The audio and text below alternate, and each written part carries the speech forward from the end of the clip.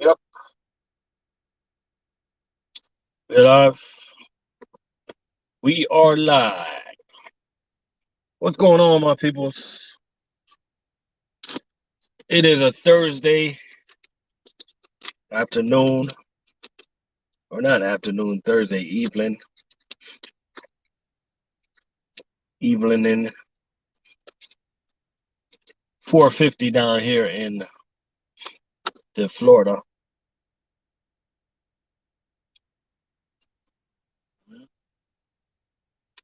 We're just here chilling, man. Shout out to Day Cap. You know, easy day at work today. Low key Willie in the building. Lewis, what up, man? Roosevelt, what's good, man? Roosevelt, they tried me today, dog. I only had 565 cases. What I'm supposed to do with that, man? Hey, somebody tell me how my son, how I sound. How's my sound? Cause I got this new headphone mic thing. You know what I mean? Here, testing it out.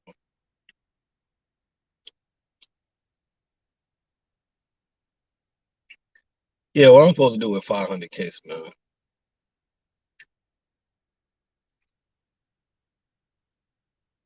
Man, I want to go to Port Orange. I just told you I don't want to go to Miami. You know what I mean? I go to Port Orange in a heartbeat. I just don't want to do Miami, dog. I hate Miami. I hate everything about Miami. I hate the traffic. I hate everything about Miami except for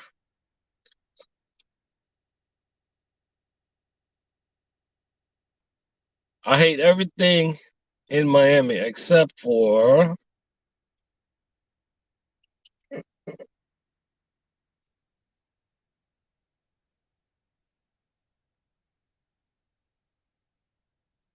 hey, I'm gonna let y'all fill in the blank, man. My wife is next to me. I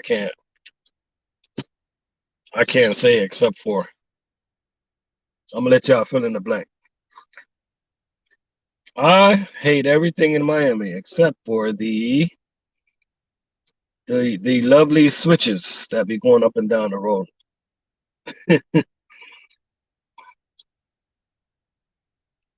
Yeah, Miami, a lot of traffic, man. A lot of people don't know how to drive. Nobody respect the truck drivers. Mhm.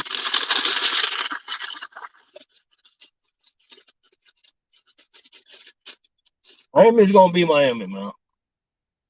You gotta be kind of rough to deal with Miami. You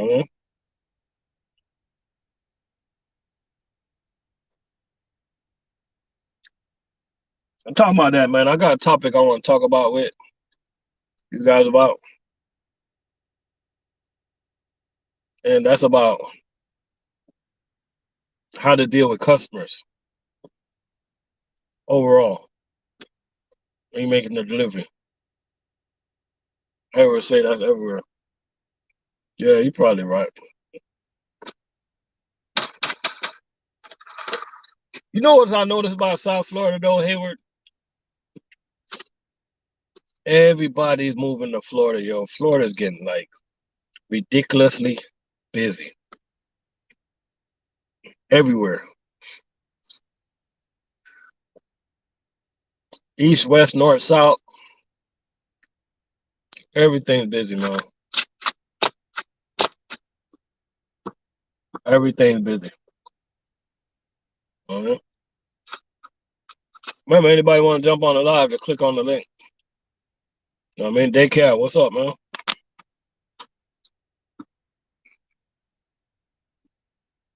Click on the link.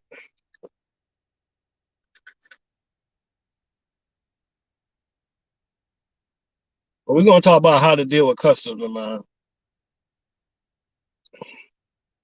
Cause it's a way to deal with customers without being rude. But you got to have some type of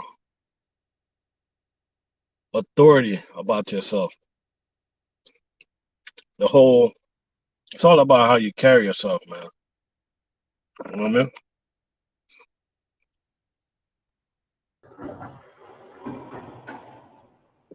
You got a day cab? Yo, what up? Can you hear me? Yeah, I hear you. What up? Yeah, I'm listening to your topic. You know what? No, I said I'm listening to your topic. I had to deal with customers. Oh, yeah, yeah, man. You got a comment about that? Oh well, hold on a second. Well, yeah, because we both deliver to customers, right? Because I do P&D, and Yeah. you do food service, so we both deliver to customers. So I'm listening to what you have to say about it. All right, all right. So my thing is, man, dealing with customers. You know how some customers are, especially in food service. Like you making a delivery, they want to take all day, check your order and stuff like that. They want to tell you to put this here, tell you to put that there. They want to make it seem like as if you work for them. You know what I'm saying? Like for instance, I'm gonna give you an example, right? When I deliver to a school, right? One thing I tell the like the cafeteria ladies, I let them know. I'm like, excuse me, man. I'm making your delivery, and I made your delivery on time. Now every time I come here, take all day to set my order. Now what I'm gonna do is I'm gonna call your peoples and let them know that you're taking up the time of the other customers, your other schools. You know what I'm saying? You gotta let these people know, man, that our stuff we got other things to do. They're just not the only one. You know what I mean? Yep. And Yeah. and while doing that, just don't do it with an attitude. Just do it like just be a man. Just be respectful. Be look them in the eye. You know what I'm saying? When you look somebody in the eye and you talk to them straight up, they gonna understand. But when you start giving people attitude, come on, man, I gotta go, blah blah blah blah. Man, that usually pisses them off and stuff. You know? Yep. Yeah. For me, I don't know if you know this or not, but P&D, it's a curbside delivery. So we deliver to your curbside. Honestly speaking, we're just responsible to get it off the truck and to your mailbox or to the front to your curb. That's it. What P&D we do is we will back into their business, and drop it at their front door or wherever they ask us to. And sometimes the customers they try to take advantage of that. And we tell them, at least I tell them, and that's what the old head told me to tell them. Listen, we're curbside delivery. You know what I'm saying? Like, I'm gonna do this. If you're nice, I'm gonna do it for you. If you give me an attitude, you're gonna be dragging this pallet off the side of the curb. Yeah. And if you don't want it, then I'm gonna put on here that you're refusing the delivery. Simple as that. And you And see how fast they get they still nice. get charged for the delivery, right? They get nice so fast you wouldn't believe it. All of Yeah, a sudden they're sweethearts. exactly. Because they don't want to pull that stuff up to the door. And the same thing what you were saying. Like I deliver a perfectly good pack, clean.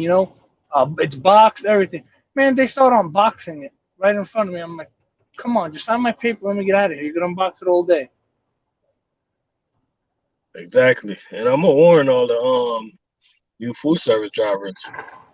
You need to learn your product. I'm telling you that right now because you're gonna roll up into some spots and people are gonna try to steal from you. I'm just being honest with you. You know what I mean? People gonna tell you that they didn't see that, you didn't brought that in, this, that, and the third. Like been there, done that. Like learn your product. I'm telling you, I'm warning you, it's gonna happen. You know what I mean? So let me ask you this. So what happens? So what if a customer says, I guess they get some drivers, right? Like, oh, you only deliver, like, 10 packs of flour. you know, but you really deliver 12, right? Is every food service driver going to count it and make sure there's 12, or they're just going to write it off? No, the scanning system is supposed to scan it off. But how they get some drivers is like you got some drivers, especially the new drivers, they have like no clue of what the hell they're doing. So what happened? The customers can tell them, "You short me 2 cases of flour," and because they have no clue, especially when they don't scan, they have to give the customer credit for it because they look for it. The customer could have hide the product already, and they look for it and they can't find it, so they got to get the customer product. You know? Okay. So technically, I'm sure you've mentioned the correct way of doing it and the speed way of doing it in the past. Like technically, you're supposed to scan it while it's down, I guess, ready to deliver right at the customer's place, Yeah. All right. or This is do you what we're scan it supposed to at? do, right? Yeah. This is what we're supposed to do, and this is the right way to do it. You're supposed to stack and then scan, because what happened is you want to stack it first and then scan it, because if you're just scanning, you'll probably put something to the side, and then you'll probably forget about that. You get what I'm saying? Like, let's just say I'm scanning a whole bunch of cases, and I put one case aside. It happened to me multiple times, where I drive off to a next stop, and when I get to the next stop, I'm like, oh shit, I forgot to deliver this case. You get what I'm saying? So that's why they want you to stack it first on the hand truck and then scan it. But when we stack it first, we're not gonna miss nothing. You know what I'm saying? Yep. So once it's on the hand truck, you scan it then versus scanning it before you even slide Yeah, your. yeah. They call it stack, scan, and roll. Stack, scan, and roll. And that way, no customer can trick you because you can, if somebody say, "Hey, I'm missing a case of catfish," you can be like, "No, I stacked that case of catfish." Like, what are you talking about? You know what I'm saying? And I scanned it too. And you can also go there and Yeah. scan it so you can review it. Okay. Now let me ask you this: uh, Do most stores get the same catfish? Like for Oh, example, we got or the same beef or whatever? I Like for yeah. the most common things I see that majority of people get is meat. Meat is the most common thing they get. But when it comes to seafood, different places get like they get like different brand, but it's pretty much when it comes to meat and seafood, everybody's pretty much like almost the same across the board. You know, places like Okay. Hooks and Fish and you know those fried chicken and fried fish places, they usually go for the cheaper brand of catfish and you know, chicken wings and Yeah. stuff like that. Yeah. To tell you honestly, we deliver a lot of time. We deliver food a lot of time. I've delivered to CDI. We take whole trailers to CDI. Oh, you talking about like Can you hear me? dry goods, right? Yeah, dry goods. Yep. Yeah, we take a juice. I've seen Gatorade, pallets of Gatorade. Like I've seen all kinds of crap. I've delivered Oh, okay. flour, Oh, okay. not to Oh, I didn't stores, know that. but to like there's a place in Daytona called Food Supply. Yeah. I don't know if you're familiar. They also got their trucks and they deliver locally. No, I'm not familiar with them. Did you ever deliver to Port Orange? To where? To the U.S. Foods? Yeah. No, I've never delivered there. I've delivered to Publix though, to the Publix warehouse. Oh, okay. Publix. I've delivered to in Daytona. What do they have there? I can't. Oh, no, it's not Aldi's. I forgot. The Food Line. I think Delhave. Yeah. If you're familiar with Delhave, we don't really have them down here. Uh, So they're usually more. when you go Publix, they get the whole truck, right? So sometimes, yeah, like CDI, I brought them. Yeah, and dude, these dudes at CDI warehouse, man, they go through everything, man. That pallet has a little scratch on it. They don't even want that pallet anymore. When it comes to food, man, they get really meticulous. You know, they see a little bit of flour on the bottom of the pallet. They don't want the whole pallet. They're not even gonna take it apart. They don't want the whole pallet. They don't want the whole pallet. They're not even taking the cases apart to see which what's ripped. They don't want the whole thing. Damn, they're strict. That's crazy. They don't want to Where take a you go to loss on that. Florida? You go to Tampa or Indian town? What was that? Where do you go to pick up flour at? I don't know. It comes from different terminals to our terminal, and we have a CDI right in our industrial area, and I've delivered there. I don't always deliver there. Just at that time it was just like they just depending on the route they might throw me some Jackson. I usually don't deliver in Jacksonville. I go north. I deliver in South Georgia most of the time. Yeah. But and I get sometimes on the way up there they'll give me like a Jacksonville, like a stop or two, you know. But go ahead, go back with your topic because I could rant all day. Oh, somebody want to know where you work at. I work at Estes Express Line. Somebody Where you work work? at Premium in DC. Is Premium, Lewis, what's going on? Is Premium, that's that wine company, right? Premium? I think Premium does a little bit of LTL. Also. I'm not even sure. I seen their day cabs in Tampa. Yo, you know what confused me about LTL? Yeah, go ahead. It's like trucks coming in all over the place when the line hauls come in, right? And they start breaking things down in the warehouse to go to different places. It's I know it's a process, but it's kind of confusing how that works, you know? Yeah. So what it is I'll tell you. So we have a dock, right? And the dock is numbered like 1 through I don't know 80, right? So we Yeah, have 80 trailers. Right side's even, 2, 4, 6, 8, 10, 12. Left side's odd, 1, 3, 6, 9, 11, 13, whatever. So when the trailer comes in, the doubles, the yard jockey splits them up, puts them in the incoming doors. Then what happens is when the forklift driver comes up there, he'll scan. He'll scan. We'll have a little barcode on there that we put on. He'll scan it and he'll tell him which door to put it in. And each door will have a certain route on it. Like my door's 15. So they know everything in South Georgia, Kingsland, St. Mary area, and Yulee, Fernandina Beach, which is like north of Jacksonville. That anything there is going to go on my trailer. so it's kind of like a Daytona. Yeah, smart. It's kind of like a smart rider system. I'm not sure what that is. So for example, something may come. Well, our hub is the main hub in Florida. So Yeah, it'll come in, right? Something will come in from, let's say,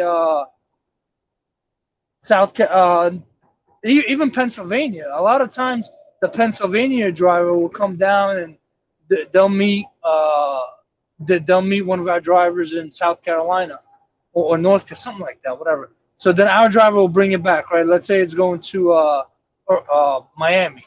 So then we have night drivers that are going to West Palm Beach. So what happens is that the yard jockeys will put the trailer in, the forklift drivers will come in and move the product to the West Palm Beach trailer. Then they'll take that trailer, put it in the yard once it's done. And once they got 2 trailers, 2 pups, they'll yeah. set them off in the yard. And once the night guy comes in, he'll hook up and take it to West Palm. And they'll Oh, And they'll do the same thing in West Palm. All the daily guys will pick up their daily deliveries. They'll bring it back. The forklift drivers will take it out, put it in the right trailers. The West Palm Beach guy is going to bring it up to Jacksonville. Hmm. That's a lot of separating, man. Dude, Yeah. you'd be surprised, man. They could bang out a 53-foot trailer in like I'd probably But say the like reason 10 I asked minutes. that, man, is I went to a I think it was a FedEx freight dock one time to pick up something, and I seen a forklift driver, man. He was just driving up and down, man. I'm like, fuck's wrong with this dude, man? You know? And There, now that you said it, yo, now yeah, that you said it, now I realize what he was doing. yeah. Once he scans it, he has a little computer on his forklift. You know what's funny? It has a little computer, and every single forklift has a scale on it, so they'll know how much it weighs. Well, a lot of times, what happens is when they scan, they'll tell how much it weighs because the customer put it on the bill, on the BOL.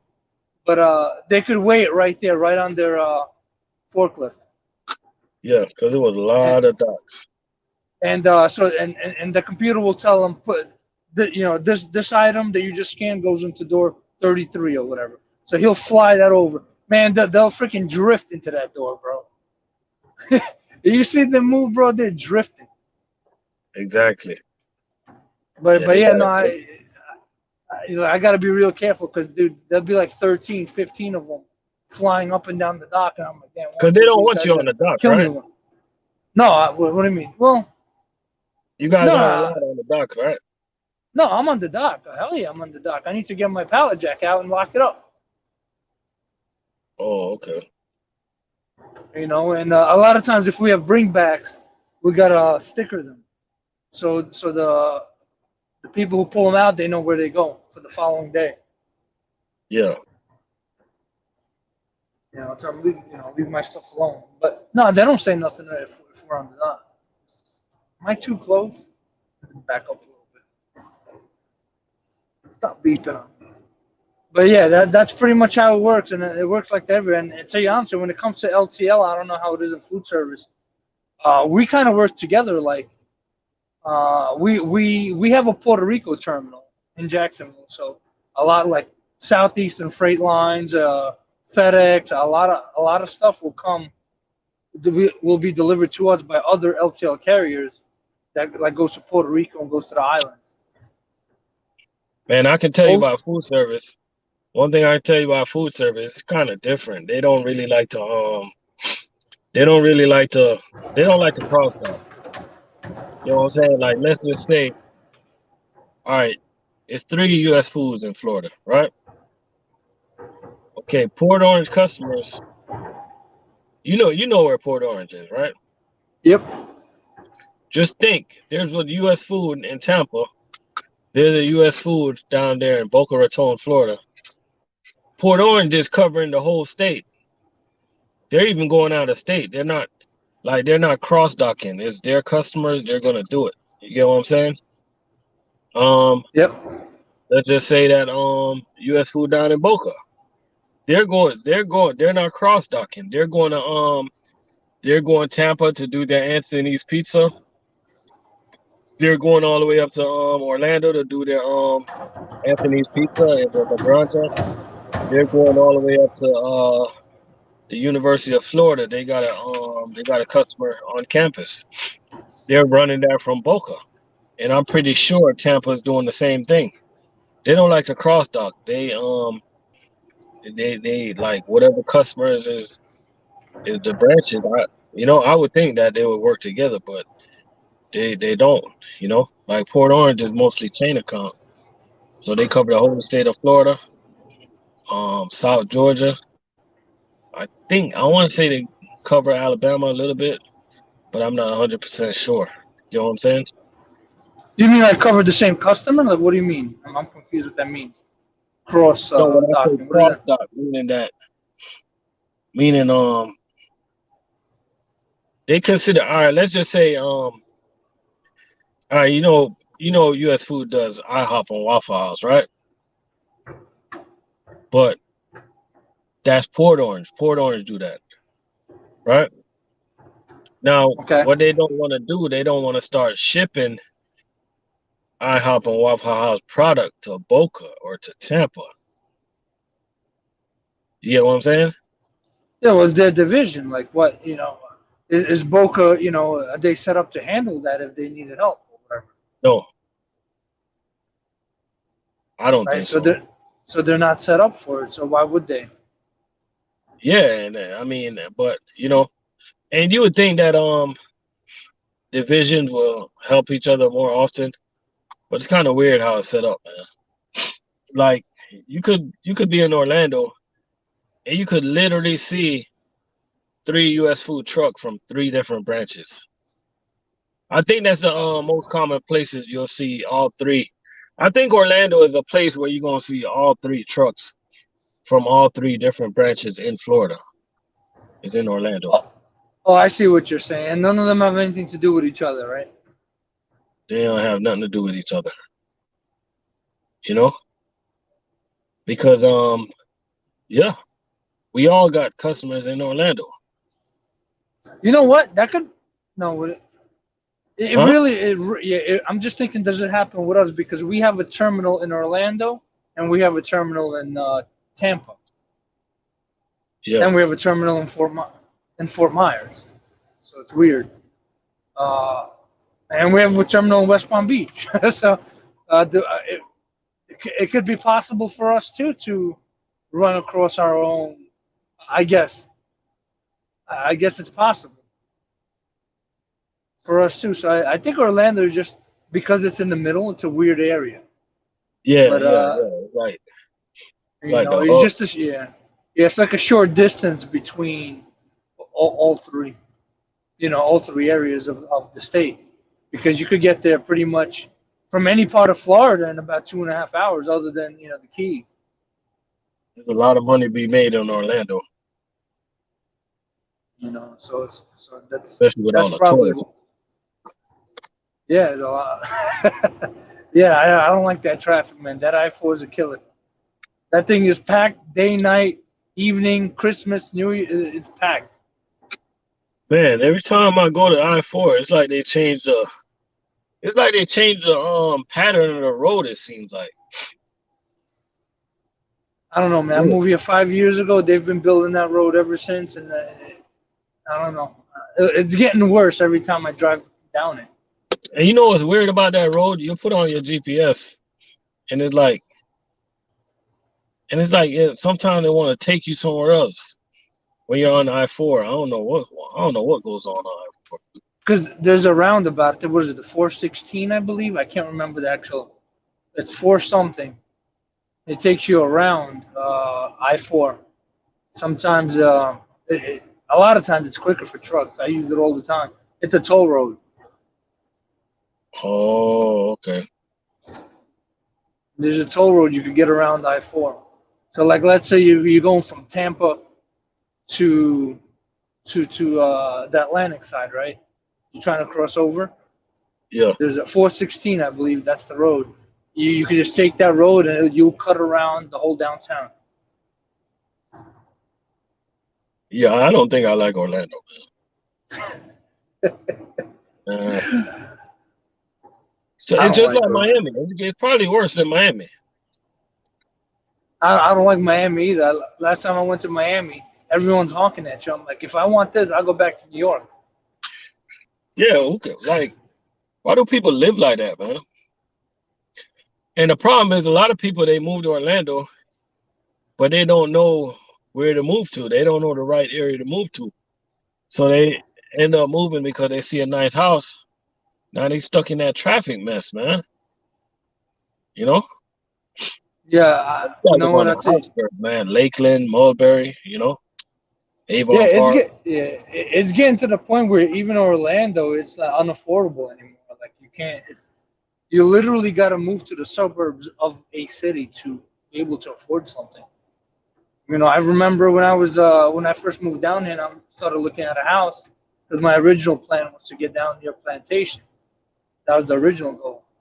Um, and we were looking at Port St. Lucie, and When we were buying a house, 160 would get you a brand new house, 1,900 square foot. Now 160, you can't even live in the dumps for 160. Right? They got. It's getting so crazy now. They're like, man, I don't know what 160 can buy you no more. You know? Yeah, Shit, they you selling really, cars yeah. for 160 now, man. You got to go to like I don't need. You're right. I don't even know you really got to go to the like the Gulf side where it's like not have been hasn't been fully developed yet. You could pick up something for 160 over there, but you living with the alligators pretty much. Hell, they selling a damn Hyundai Genesis for almost $90,000. Really? Yeah, I forgot the name of that model. Everything's getting expensive now, man. It's not that Sprinter thing, is it? No, no, not that one. It's like a big ass. It's a big car. That's why I'm telling Okay. everybody, man, especially all the truck drivers. If you're planning on buying a house, you do it now. Don't wait. Interest rate are gonna start going back up. Yeah, I keep every day I listen to the news. I hear about the interest rate going up due to like inflation and all this stuff. Yeah, Every it's gonna go single back day. up, guys. If you want to buy a house, buy it now. I locked in my interest rate today at 2.99. Yeah, that's good because I know it's at over three. It's over three now. They raised Yeah, it because yep, and yep. you locked in because you got grandfathered into a rate or no? What? How did you get No, 2.9? no, they didn't. No, they didn't want to grandfather me into the rate, but because I'm like less than a month away from closing, I was able to lock it in with the broker. Okay, so what about the people that are like 5 months out? They're gonna be stuck with a new rate. Yeah, they gotta go in. You can't get locked. You can't lock in. Oh, that's something You I can't didn't know lock in about. by just signing a contract. So when you give the down payment when you give that deposit, which is what would you give like? Well, I don't. Usually about $1,000 to $2,000 when you're building I a mean, some community. places $1,000, some places 5,000. Yeah. So when you give that, that doesn't even guarantee you anything. All of that guarantees you is you get first dibs on that house. Yep, that's that. Hey, that's the only thing it guarantees, man.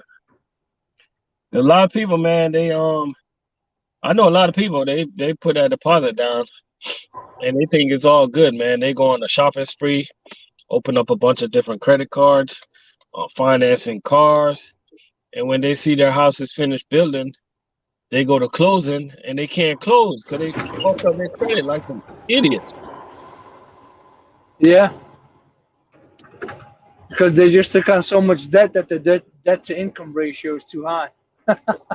Yeah, in the It's middle of sad. you buying a house, don't do nothing.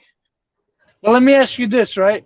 Now, that same thing goes happens to like if you put money down, right? You put a deposit on a house.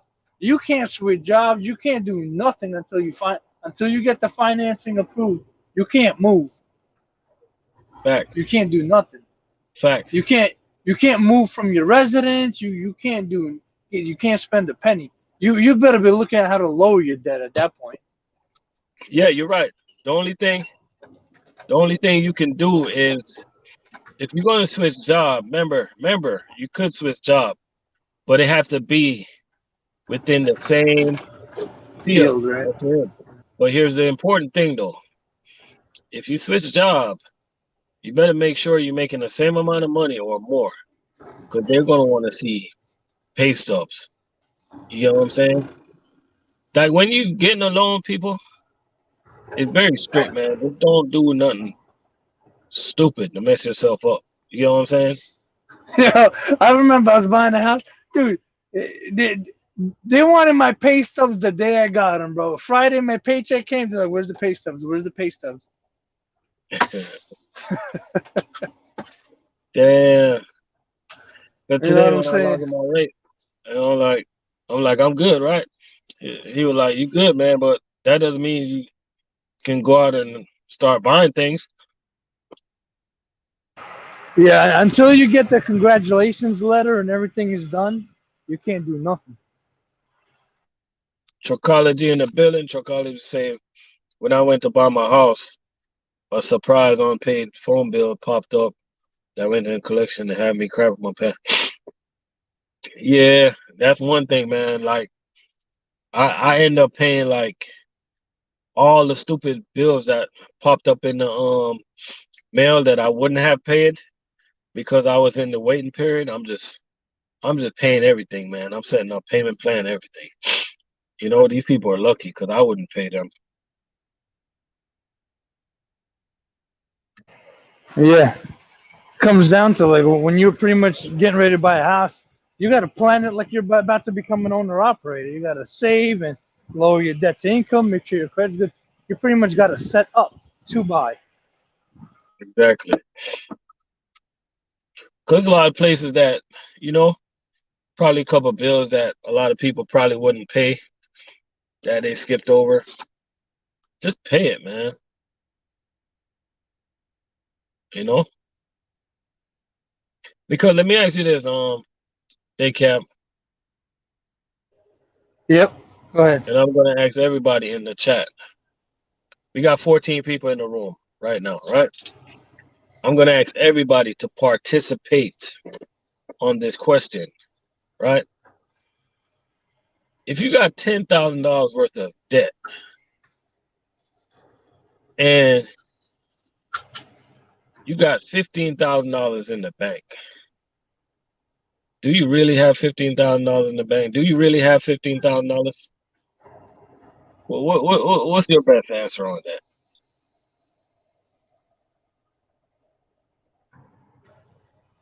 And I'm gonna give you a scenario before anybody answers, right? So you got $10,000 worth of debt. You got $15,000 in the bank, right? And some people they probably want to go buy cars.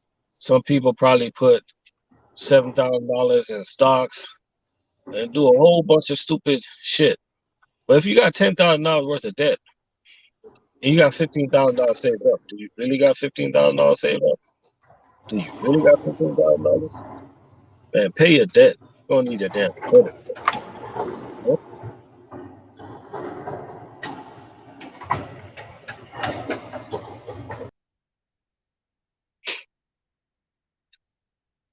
They cap fell off.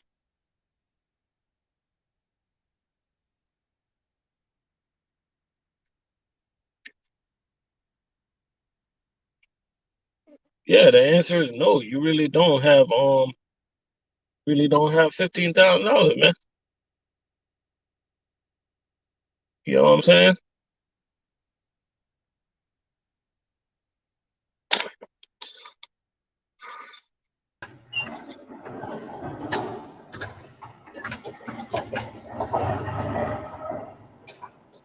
You got your answers over there?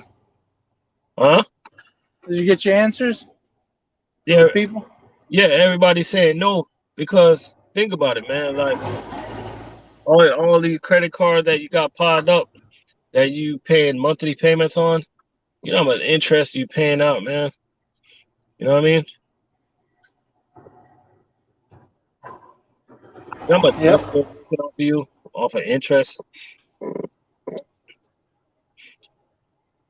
So sometimes you just gotta buck up your pants and take care of your take care of what you gotta take care of. You know? Yeah, I agree.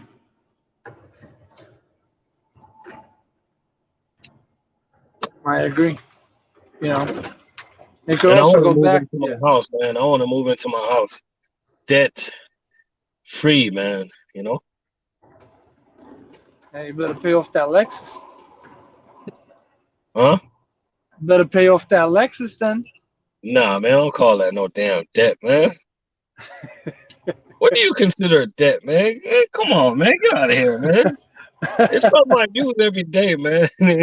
What do you consider a debt? Hey, that anything that's not been bought with cash is debt. Nah, man. Cause I can stop driving this right now if I want to and turn it. Yeah, I can bring this shit back to Lexus right now and say, man, I don't want this no more. yeah. Please Go don't get a put on my Corolla. credit. You go get. I can bring I can bring this to Lexus right now and be like, please take it back. Please don't put on my credit report. You know? Nah, Yeah, man. You know what I mean. I mean debt like student loans, credit card that you build up, collections. Um, people got repos, all type of shit, man. That's what I mean. You know what I mean, man. Hospital bills. You know what I mean? well, yeah. That's that's damage to the your credit report. Yeah, but that's you know that's not well.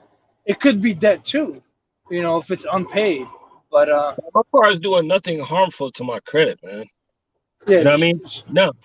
keep your credit in line. Keep your debt to income good, under 30 preferably, under 27 preferably. That'd probably be the Bro, ideal number. mine is like at an 8%. Damn, I don't think mine's even at 8. My credit's almost at 800, but I don't think I'm at 8%. I I enjoy life too much, man. Hey, I'm not that high. I'm only at like a 760. Hey, we Yeah. got 15 people in here, man. We want to see some credit score, man. And if your credit score is today's date, you getting blocked.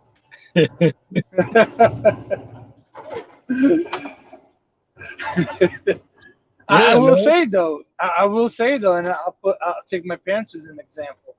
Um, when we were younger, they weren't making a lot of money. We lived in New York, but yeah, my dad had an 800 credit score, but they were in a ton of debt, crazy credit card debt, and Let me took ask you my a mom question, like, right? yeah. Do people you're supposed to get a better rate as your credit gets better on credit cards, right? How does that Generally, work? yes. Not always true, but generally, yes. So, we got the 700 crew in the building, man. Look at that, man. Look at that, man. We got 783. We got 700. We got 744. Damn, these boys don't play, man. Truck drivers are like, most truck drivers are responsible, though, man. That's Most truck drivers are responsible with their finances. You know, Yeah, you were gonna ask me something man. about credit They put up cards, their credit. They put up their credit score. I forgot what I was gonna ask you. but yeah, no, you have some credit cards like Credit One or something like that, or Barclay card. Those cards are gonna try to jam you up. But those are really cards for people who are just trying to build credit. You'll get letters. The best way if you want a good credit card, you get Credit Karma and click the credit card app, credit card button. It'll show you what's available. Like one thing I found out, like if I want a credit card, right? Yeah. Uh, or let's say I want to buy something, right? I've done this before. There's a credit card that will give you a $200 bonus if you spend $500, right? So I'd apply for that credit card, get the $200 bonus, and use that money to buy whatever I want to buy. Pay it off and put the credit card back into my freaking box of cards. Oh shit. Because when my credit was in the 600s, I had a Discovery card. But now that I'm almost at 800, I feel that I need a better card. Not saying I'm gonna use it, but I think I need a better card, man, with a better interest.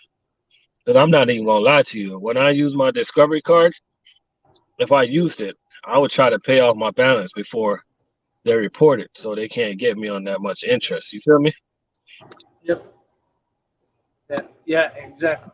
Just man, credit cards. You just got to be careful with them, man. It's not free money, and that's what You Exactly. know. Let me tell you where I use my credit card, people.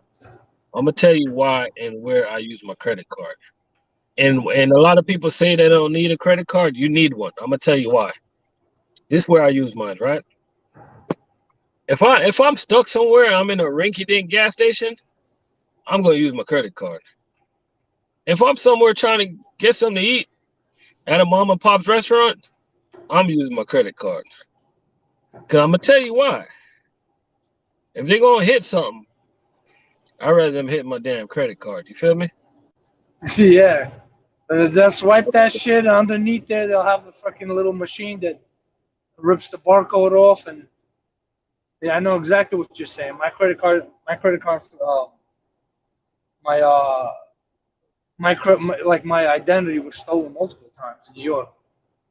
Exactly. So you guys keep on swiping them debit cards if you want to. When I'm in the hole in the wall, but yeah, I don't trust them holes in the wall, man. They got the best food. I don't trust them. You Yeah, know what I mean? yeah. And This is yeah, yeah. I Go don't ahead. trust these people in the drive-throughs, man. If you give Oh, somebody your card in the drive-through and they take too long, I don't trust them. nope. You know what I mean? They could have the scanning machine there taking off your information. You got to understand, people. What a lot of people don't understand. Crooks work everywhere. Crooks don't sleep. Crooks work day. Crooks work night. Crooks work all the time, man. When we wake up and go to work, crooks wake up, they go to rob every single day. They don't call out. They're trying to figure out a way how to get you, get me, get everybody. You know what I'm saying? So Yeah, credit. have your little credit card where you don't really care about it. You just Yeah, I'd say credit cards get you too, and I'm sure you heard this. Oh, get double the reward points. Use the card, and the big gurus, the big credit people will tell you, oh yeah, use that to collect your points to get money back, right? yeah, They'll say that. Yeah, there's only one problem. It's most Americans. I'm not saying all. Most Americans are not disciplined enough. I'll even take myself for an example. I can't just go spend a month of stuff or 20 days of stuff on a credit card and then just go pay it off. Like the bill will be huge. You know what I'm saying? I'll buy stuff I'm not. I shouldn't be buying.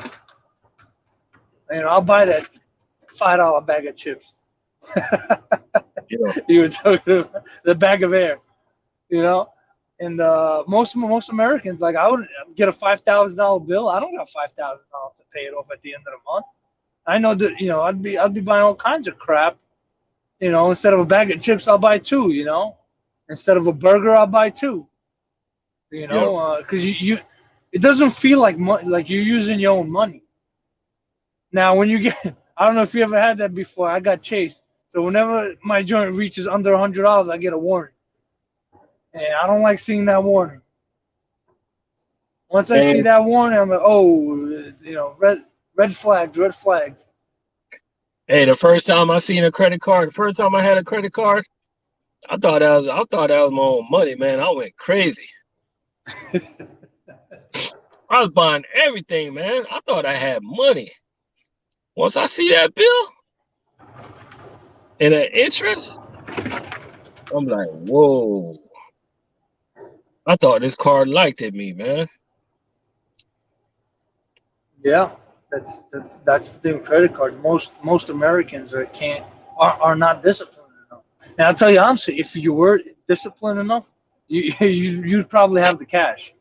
If you were disciplined enough to use that card, all right, you probably don't even need to use the card. Does that make So sense? what I do is I use my card all week, and every time I get paid, I just pay it off. Yeah, You know, you're rare, bro. I'm telling you. So what you cause I, do, cause I, that's not what cause I do that because I can keep track of I just keep track of what I'm spending for the week. You know. yeah. Like I said, most majority, they can't do that.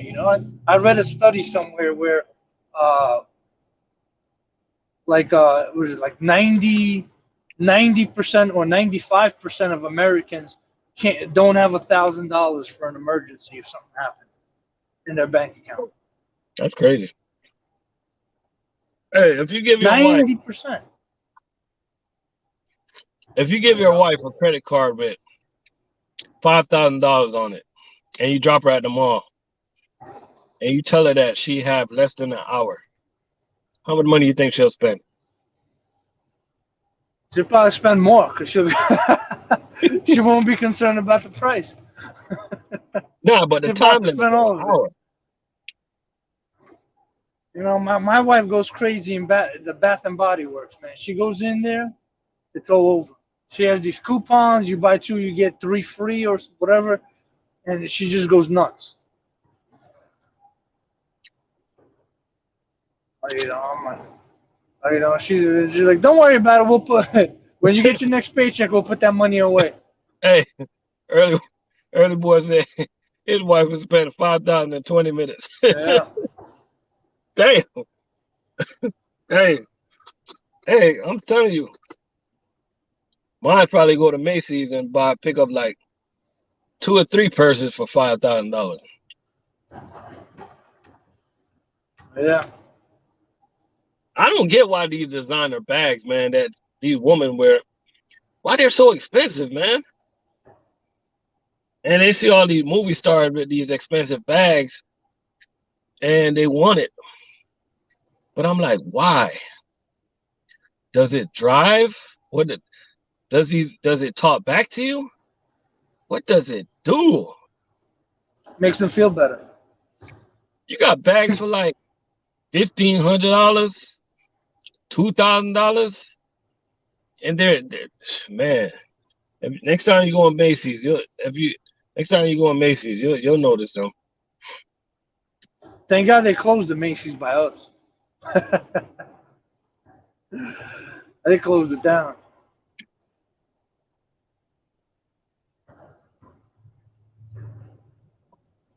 You say it makes them feel better? Yeah. Can you hear me? Yeah, I hear you. Yeah, it makes them feel good. You know, makes them feel like they're part of. Makes them feel better. You know, just the same reason. I guess they put on makeup. Makes them feel better about themselves. I guess they feel prettier, right? Man, I'm gonna be honest with you. The only thing that I used to be into designer glasses. And I used to be in designer. I like watches too, but that's about it. So you got a nice collection of watches. Nah, not like I want to. Man, what do you Yeah. think about the Rolex, man? You ever wanted to get a Rolex? Me? Or would you get a Rolex? Me? No, I got hairy arms, so that pinches my hair. Well, You I know see some it's some I don't know if you're a watch person, but they got some nice Citizen watches, man. That looks good. It's not that expensive. No, they're good watches. Get yourself a get yourself a tag, bro. Tell you honestly, the best watches, and this is based on the information. A friend of mine's father, he's a watchmaker. He's been a watchmaker his whole life, and the best watches are the ones like a watchmaker will make you, not the ones bought in the store. Hold on. Oh, Braxton, I didn't see your comment. What was your comment earlier? Yeah, I didn't see your comment.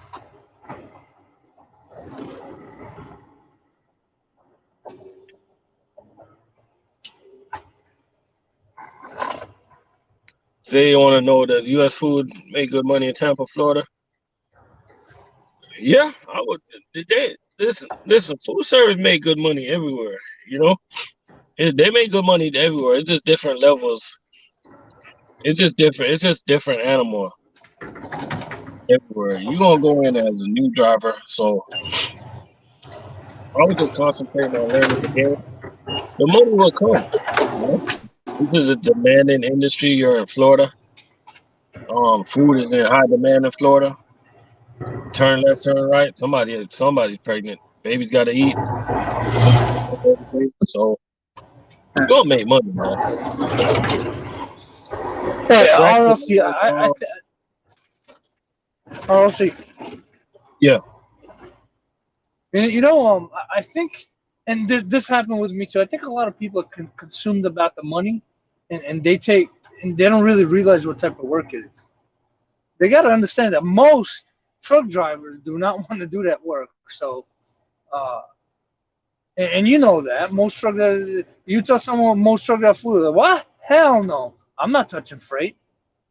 So they got to understand with that money comes great amount of work. It's if there was a place where you could do a run, like a apprenticeship run, and someone could actually try it out before they actually jump into it, I think then they would really understand what they're getting themselves into. And I'm not saying that's not what people want to do. Some people want to do it. And it's a good living. You're providing a great living for your family, and that's something you like doing, right? So I'm not knocking her in any way, shape, or form. I'm just saying that people are really like they're being blinded by the money. yeah, and that's why I always do my videos telling people that it's hard so they can be aware. But Yeah. Braxton, one advice I can give you, Braxton, is try to find you a school where you can get like a refresher or practice on the weekend. You already got your CDL, so if you need help shifting gears again, just find your little school. Just tell them you want to practice on the weekends. They're not going to charge you that much. You just drive around in the yard or on the road or whatever, just shifting gears. Or if you know anybody that will, you can pay them to um to get you comfortable shifting again. Because one thing I gotta tell you, whatever company you go to, whenever you're taking a road test, um, they're gonna throw any trucks at you, and they're not doing it on purpose because whenever you go out on the route, they're just gonna throw any trucks at you, and they want to be able to see that you can handle any trucks. You know what I'm saying? I think the food service companies should go to automatic restriction for some guys, for the simple fact that it's unfair that some of these mega carriers they're going auto restriction, and it's not everybody. Is local companies they don't care about that. They want guys that can drive a damn stick shift. So I don't think that's fair what some of these mega carriers are doing. You know what I'm saying? Yeah, I agree with you. Like companies, for us, like when we make 10 to 15 to 20 stops per day, we need an automatic where we just stop and go, stop and go, stop and go. I'm not saying you can't be done with a manual. I'm doing it right now with a 10 speed, but it's a lot easier to. I think I feel safer. I feel like I don't have to pay attention to the shifter or anything like that when I'm driving automatic. I feel like I pay attention to the road better. Thank I was like, yo, I think I guess they got confused what I had. you. You're crazy, man. All right, thank you. Yeah, I don't know. That's just me. That's just my opinion on it. I like automatics better. And some guys at my terminal, they hate automatics. Like, oh, it lags, from the start. When you're backing, you slam into the dock, blah blah blah. I'm like, yeah, just just feather the brake, But to each their own. For me, I like automatic better.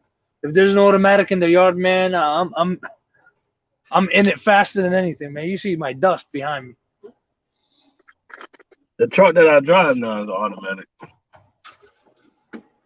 Oh, you don't get assigned trucks? Nah,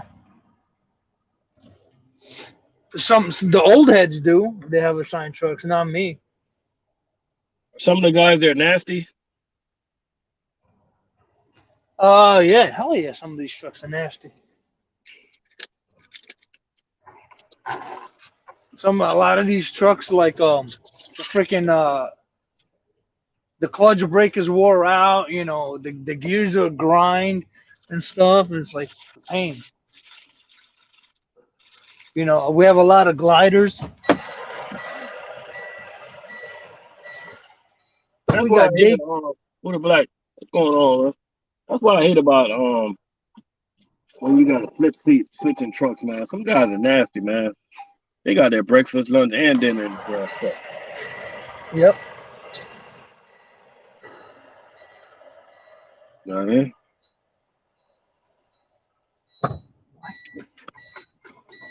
Any suggestions for starter companies for someone fresh out of school, want to be local? Someone told me to hit up.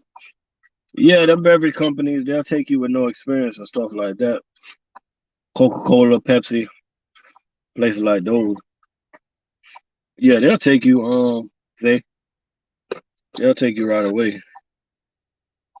Go to any one of those CDL companies that's they're all some of them companies that are always hiring, you know what I mean? And just get your experience. See a lot of guys, man, when it comes to getting your experience as a class A CDL driver, a lot of guys, man, they always worrying about the money at first. Yeah, the money is important, but they seem to be forgetting about the goal. The goal is to get your experience, get your feet wet, you know?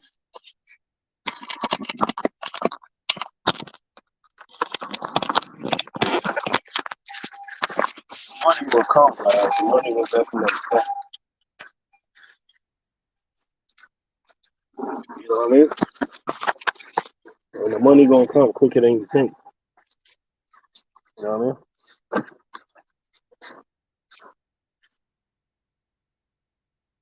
Yo, yeah, trucker, what's going on, man? Oh, Daycab, yeah, your mic's muted. I guess you did it on purpose. Yeah, I was just saying I can't back this trailer up for nothing, man. I'm blocking everybody. There we go. Well, let me read some comments. Pull those up real quick. Any suggestions for starter companies that someone fresh out of CDL school wanted to be local? Someone told me hit up beverage companies to get experience. Zay, I don't know how to pronounce your name, but what school did you graduate? Is it an accredited school or is it like a roadmaster?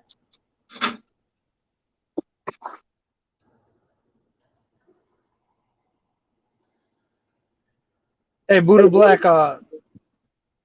can you smoke CBD? Some CBD actually has THC in it, so you got to be careful. I wouldn't do it based on the research I've done. I wouldn't. Some of that generic crap will get you, will put you out of work. And I don't know why you do it anyway. You don't even get high from it. That's a that's a bad joke, guys. Bad joke. No Arizona pot. Hey, are you trying? Yo, are you trying to get in here? What the fuck are you back? Sorry. Tampa Truck Driving School. Yeah, you cooking? What to eat?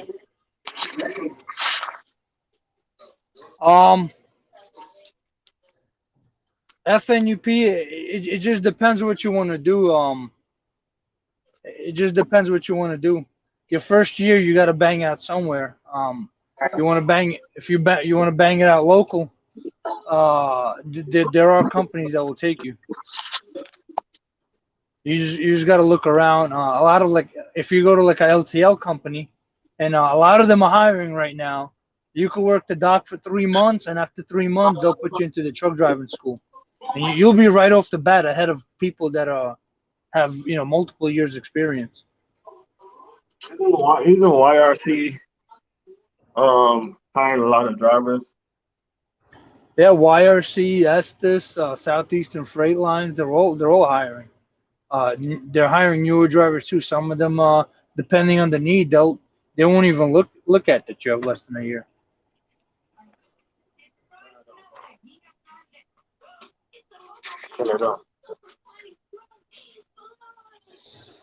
Just depends on the demand. I'll give you an example. There's a company, well, Dirty will to give you an example, right? He got people in less than a year in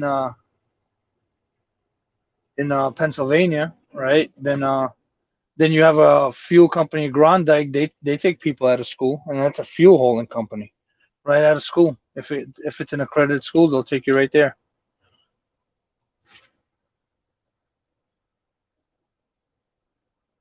What do you think about just going over the road and getting some experience once you get a new CDL? That's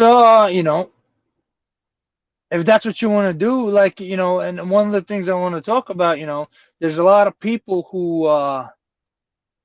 fell in their on their face or in their previous careers, got laid off or whatever, and came into trucking as a second career, which was for me. I never spent a day on the on the road, so for me, it wasn't an option. Yeah. I spent my life coming home every night. You know what I'm saying? So for me, going over the road was not. That's never gonna happen. No matter, and no matter what trucker told me, oh, you got to get your experience or nah. You maybe you need to go over the road, not me. Yeah. And that's why I spent the first year at Warner. Did I make the best money? No, I did not. But I was home every night, and just I'll tell you what though, a week before I had my year, I was gone.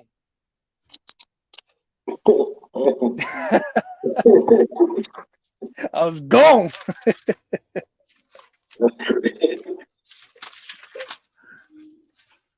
Just counting them days, bro.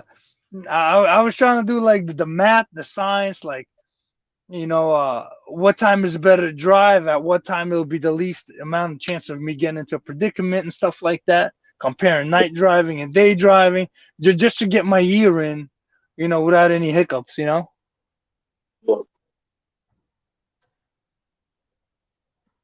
You figure you drive during the night, you got less idiots on the road, this and that. So, but yeah, that was a big worry for me the first year.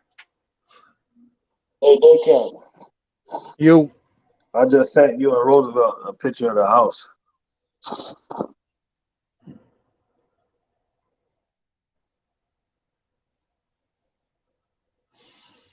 yeah, that's nice, man. Tell you honestly, I didn't even need to see what it looked like. As soon as I seen the cinder block frame, I'm like, oh, that told me everything. That driveway really brought it out. Turn it out, bud. Come on, bro. You work at U.S. Foods making $100,000 a year, and you couldn't even get it pavered. Nah, but what I'm gonna do is, I think I'm gonna make my driveway circular though. I'm not sure yet. Yeah, who's that 561 number that said fire? That say what? Who's that person that said fire? I don't have that person stored in my phone. What are you talking about? When did they text you? Just now. Oh, that's my boy. I sent that's my boy Roosevelt. He's on the live right now. He works with me. I sent both of you guys a picture at the same time. Okay.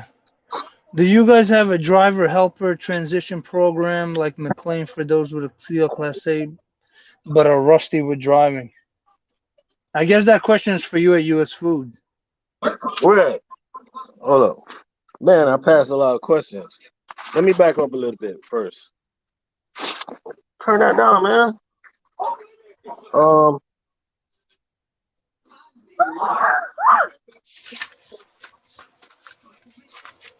Okay. Okay. My first day in food service on 23rd of Gordon, Canada. So appreciate that. 87. Proud girl dad. You guys have a driver helper transition program at McLean? We don't. I think. I heard Tony. I heard Tony Brothers does also. Proud girl dad. Go in. Nah, nah.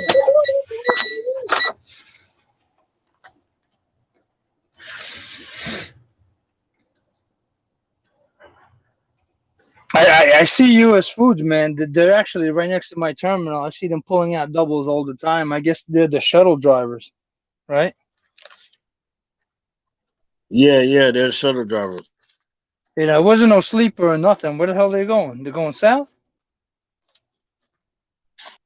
Yeah, they gotta be going south. Now let me ask you this: do they drop both doubles at, like, let's say Port Orange, or will they just drop one in Port Orange and go down to Port St. Lucie, drop the other? Port Orange, when them guys pull in the 48, they only pull singles.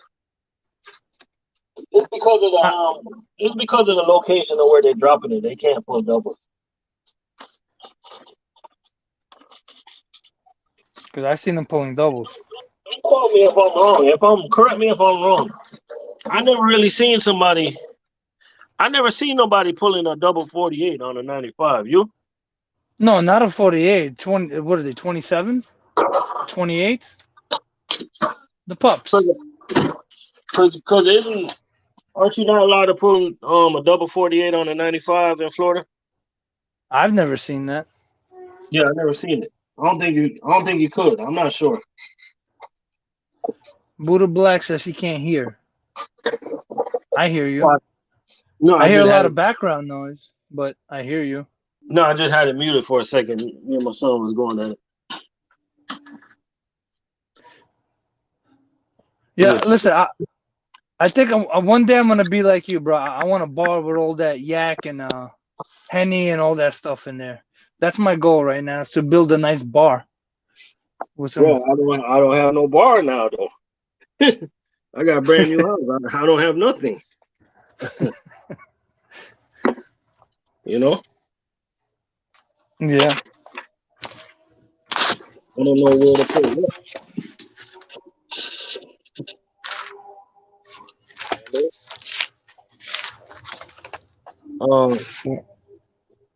Hey, shout out to Buddha Black, man. He got me on that M1. He got you on what? M1.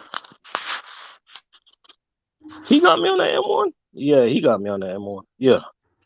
What's M1? What's M1? That's that stocks. It's just Oh. like Fidelity, but it's different. Oh, okay.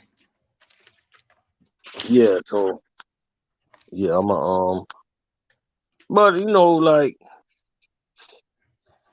I'm trying my thing, but I'm not really big on stocks. I'm not gonna pretend like I'm a genius, but you know what I'm saying? Yeah. Hey, But sorry, just one thing. Hey, GI Joe, I don't know if this applies or not. If we're talking about the automatic or stick shift debate, um, I tell people, listen, I don't care. I tell people I'm not a trucker. I'm not a super truck. I'm a guy in the truck. That's just me. You could be a trucker. You be whatever you want. I'm just a guy in the truck. I get in my truck in the morning. I do my job. I park the truck at the end of the night, and I go home. That's it. I'm not a super trucker. I'm not a speed shifter. I'm none of that. I'm not a king backer. None of that stuff. That's all I do. Just do my job and go home. I see this as a 9 to 5 for me, at least. I feel you. Well, you know what I'm saying? That's my life does not, you know, trucking does not consume my life. You know what I'm saying? Like, I just do this to live my life. What consumed your life? Boating, fishing, going out, like outdoor stuff. Just chilling out in Florida. the backyard, Florida. grilling and chilling. And that's why I be trying to tell people, man. That's why I can't be over the road right now, man, because I love living life, man. I love life, man. Like people got to get out the truck and breathe, you know? Yeah. Yeah, let me tell you this. I was watching a YouTuber earlier, right? And they Mhm. were having a conversation. He had a bunch of people on, and they were talking about drinking in a truck, right? Or can't drink in the truck. And I'm like, you know what? When I get off of work, I come home. One of the first things I do, I prepare my dinner, right? And I pour me a nice full glass of wine. It's probably like 2 glasses in there. You know what I'm saying? Just sit Yeah. there, relax, enjoy my food, enjoy my glass of wine, and you can't really do that, and it's not legal to do that in a truck. Mhm. So it's like, you know, and that's just what I like to do. You know what I'm saying? I can't do that if I'm over the road. Yeah. Yeah, you're right about that, man. You know what I'm saying? Again, I'm not trying to knock over the road drivers. I'm not, that's just me. You do what's best for you and your family. You know. I respect over the road driver because, as I tell you, if it was not for over the road drivers and owner operators, we would not have no product to deliver. So I get it. I respect them. You know what I mean? But all I'm saying is the only thing I'll be trying to tell guys is when you're gonna do your 34-hour reset, try to get out the truck and enjoy life a little, man. Just a little. Yep. You You know know what what? I'm saying? I'm gonna say something controversial right now, Go and it's ahead. gonna heat a lot of people up. So there's been debate right now, Hmm. and I'm not talking about owner operators. I'm just talking about over the road drivers. The question is, are over the road drivers really needed? And this debate went on.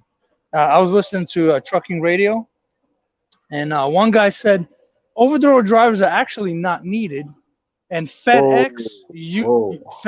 listen to this. Yeah. FedEx, UPS, and the LTL companies prove that, where the items actually get to the place just at the same time, if not earlier, because when look at FedEx, right? They do Yeah. hub to hub runs. The product gets there even quicker because there's no reset. When the product keeps moving, it doesn't stop. That was their argument. So if So you're going from what's your yeah, take on that? my take, I haven't been in trucking enough to have an opinion. I see that point. I get it. You know, I'm in the LTL. I see it every day. So I don't know. I really have not seen the other side. I've never been an over the road truck driver, so I have. As an experienced driver who been an owner operator, I can tell you them people are kind of close to stupid. I'm gonna tell you why. When I was up in the mountains in North Carolina picking up corn, I didn't see FedEx. I don't see UPS. When I'm in the watermelon fields picking up watermelon, I don't see FedEx. I don't see UPS. It's places that owner operators go that these big companies will not go. Owner operators, over the road drivers and owner operators is absolutely needed, man. It's movements and loads everywhere.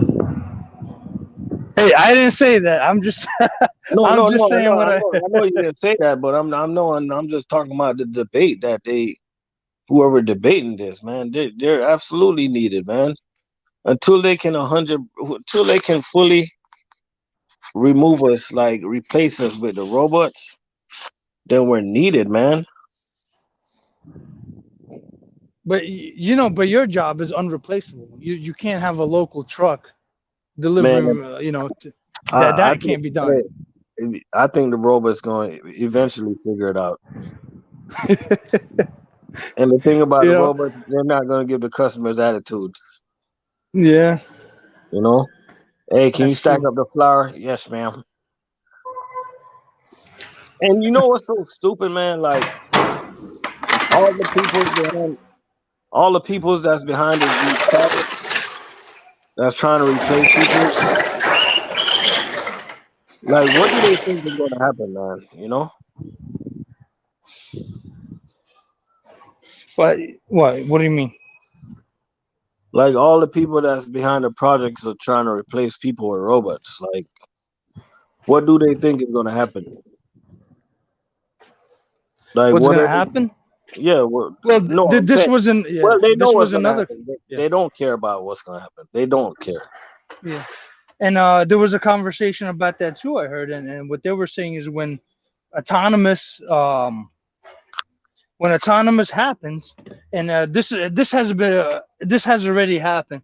And the example brought up was travel agents, where everyone used to use travel agents, but now no one uses them no more. You got Travelocity, you got Booking.com. So what happened to all those travel agents that there were thousands of them everywhere, hundreds of thousands, right? All Hmm. over the country. That was their job, was to book your vacation. And Yeah, that pretty much went away. So what happened to those people? What and the majority of those people, all that happened was they were retrained in another field and continued working. Majority of them. Did some of them lose their jobs and ruin their lives are ruined? Yes, that's gonna happen. There's gonna be a percentage of people for that to happen to, but majority of those people were retrained and went to work somewhere else. and that's why Meaning, I'm trying. I'm trying to. yeah, I'm trying to train myself. I'm literally trying to train myself, school myself, push myself on how to pay my bills without depending on the trucking money. You know what I'm saying? yeah, Because you just never know. You know? correct. Yep, that's true. That's 100% true. It's you and that's the one thing I don't know, and what bothers me almost on a daily basis is what what job can we do where we won't be replaceable? We can't be replaced at least that easy, Hey, we got Yo, GI, yo. trucker in the building. What's going on, man? Hey, what's good? What's good, man? Yo, Yeah, we Well, how you chilling. doing? What's going on, DCAP? yeah, what's up, man? How's it going? All right, all right, all right. Just seeing, I'm seeing everybody everybody in the chat and everybody talking about this good old truck and stuff. So, well, whatever y'all want to, drop, what I'm saying, as far as like subjects concerned, I'm willing to, jump in and, let's get it going. Cause I see it's a lot of guys keep asking some important questions and whatever and everything. So I want to make sure that, they could pick all our brains apart. Yeah, what do you Yeah, run? yeah. Local? You run local or OTR? I'm local. I'm local. All right, so I'm gonna let you talk to the new guys, man. What do you recommend for a new guy coming out of a local school that wants to stay local? All right. Guess what? This how my trucking career began. All right. So me, I had the military a little bit behind my back a little bit, so that's another thing. So if there's any veterans in the building that need some information, you could hit me up on another, that's on another story. But anyway, um, when I left trucking school, all right, at the time, I went to FFE. I think they are now KLLM now. Yeah, I went down there to their little training program because obviously, yeah, I got the license, but I wasn't driver ready. You know what I'm saying? I wasn't company ready to drive the truck. So I went down to Texas just to train for a month, and they sent me back to my terminal up in Jersey, and I was like sort of like semi-local, but I was pretty much local. There's a lot of things that you can do so you can not have to go over the road after school, like after trucking school. And another thing, I know guys when they hear that, oh, I don't want to work the dock or whatever and everything, um, those dock workers or whatever, um actually make more than what you would make sitting in a trainer's truck. I Hey, put that. I yeah. put that. I put that on 1,000. I put the house money on that. Hey, Buddha. Sorry to interrupt you, Rick. I just want to add a little bit to that. Yeah. And let's not forget that, and a lot of people, No, just pass this up. hold up, they cab. That's GI Joe Trucker, not Buddha. Oh, I'm sorry, G.I. Joe. I'm Nah, sorry you about that. good. You good. You good. I apologize. But Yeah. yeah, what I want to say is, now if you have forklift experience, think about it. That's a second piece of experience you have. Where But if something falls, okay, think my about bad. this. My Hold bad. on, hold on. Hmm. Let me just finish this thought real quick. Okay. Now, if something happens and for God forbid you lose your CDL, you could fall back on forklift drive and still That's correct. and live a life. Yup, That's a that's second correct. thing right there. That's a B. That's a plan B. That's a backup That's plan. correct. That yeah, you 100% Who, right. You who else 100% is right. gonna who else is gonna give you $20+ an hour? With Where OT. McDonald's ain't gonna With give you OT. that. With OT. What Walmart ain't gonna give you that. No, they Nobody's not. gonna. They just want to add that in there. But go ahead. Hey, you know Nah. where I'm going to But work if but things fall apart. and with these LTL companies, when you hear UPS, well, UPS ain't gonna be soon, ain't gonna be here anymore, but like FedEx, Saya, um RL carriers or whatever and everything, they want or they gonna want you to like say like, all right, you coming off of a pickup and delivery. They call that P&D. All right, so you coming back to the warehouse early, they're gonna want you to load the truck, like just to help around on the dock or whatever, and that's gonna be experience. That's gonna be something that they're gonna require or whatever. So why not get that? And you're getting paid. You're not. They're not using you or whatever and everything. You're getting paid as well, and then you already in the driver's seat to go to these programs, company paid.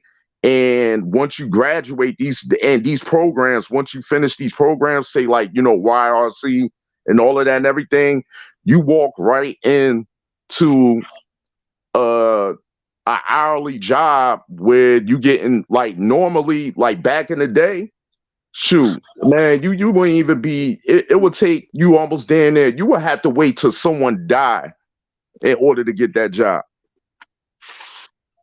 True, that. And then that's fact. So that's what I recommend for some of the guys, because I understand, you got guys with young kids, they don't want to be away from their children, or either, you got guys with, felonies or whatever. That might be a little bit of a concern. So for the guys with felonies that still want to get their CDL but don't really desire over the road, there's companies like PFG or whatever. You could jump on as a driver helper or whatever. You won't be driving the truck, but at least you got your foot in the door with the company. You know what I'm saying? Yeah, true that. Yeah. And So that's why and I also was, when I was talking to Proud Girl Dad up in the chat, um I was even saying, like, even going to FedEx, like if you have your CDL already, go to FedEx and be a yard hustler, a yard jockey. That's where you'll get the best backing experience. You could back almost any damn trailer in that dock or whatever, and you'll be like one of the top draft picks coming into one of these companies, because you could dock in any situation or whatever. And that's a hourly position, probably starting off with you getting paid like $16-17 an hour with OT, and it's better than sitting in some damn funky ass trainer's truck and you only getting paid maybe what, like $400 a week. So yeah, man, it's a lot of avenues out there other than just going over the road, because if you do that, you're gonna end up quitting, and that's gonna put you behind the 8 ball, and you're gonna screw yourself for what you really want. And that's if you wanted to get into US Foods, because US Foods they will find out why did you quit, and you cannot give them no bullshit excuse my French. So that's Yeah, just yeah, what it is. yeah. hey, Just one thing. There you go. I'm sorry. Go ahead. Proud girl dad. I like that name, by the way. Yeah, I'm a proud girl dad too, man. That's a beautiful Yeah, name, man. yeah, Yeah, I like that yep, name. Go ahead, Daycap. Yeah, what I was gonna say, if you've seen that video what Dirty did with interviewing the UPS driver, um, that's actually how he got in. He was yard jockeying or hostling, whatever you want to call it, yeah, and that's one way to. And I'm not talking about UPS freight. I'm talking about UPS company, the actual company where it's union and free health insurance and all that. You could right, actually, you right. don't actually have to be a package handler. You could start off at the as a yard jockey. That's correct. That's what he did. That's what he did actually. So Yep. Oh, for real? The That's only time I went OTR was because I got bored. You know what I'm saying?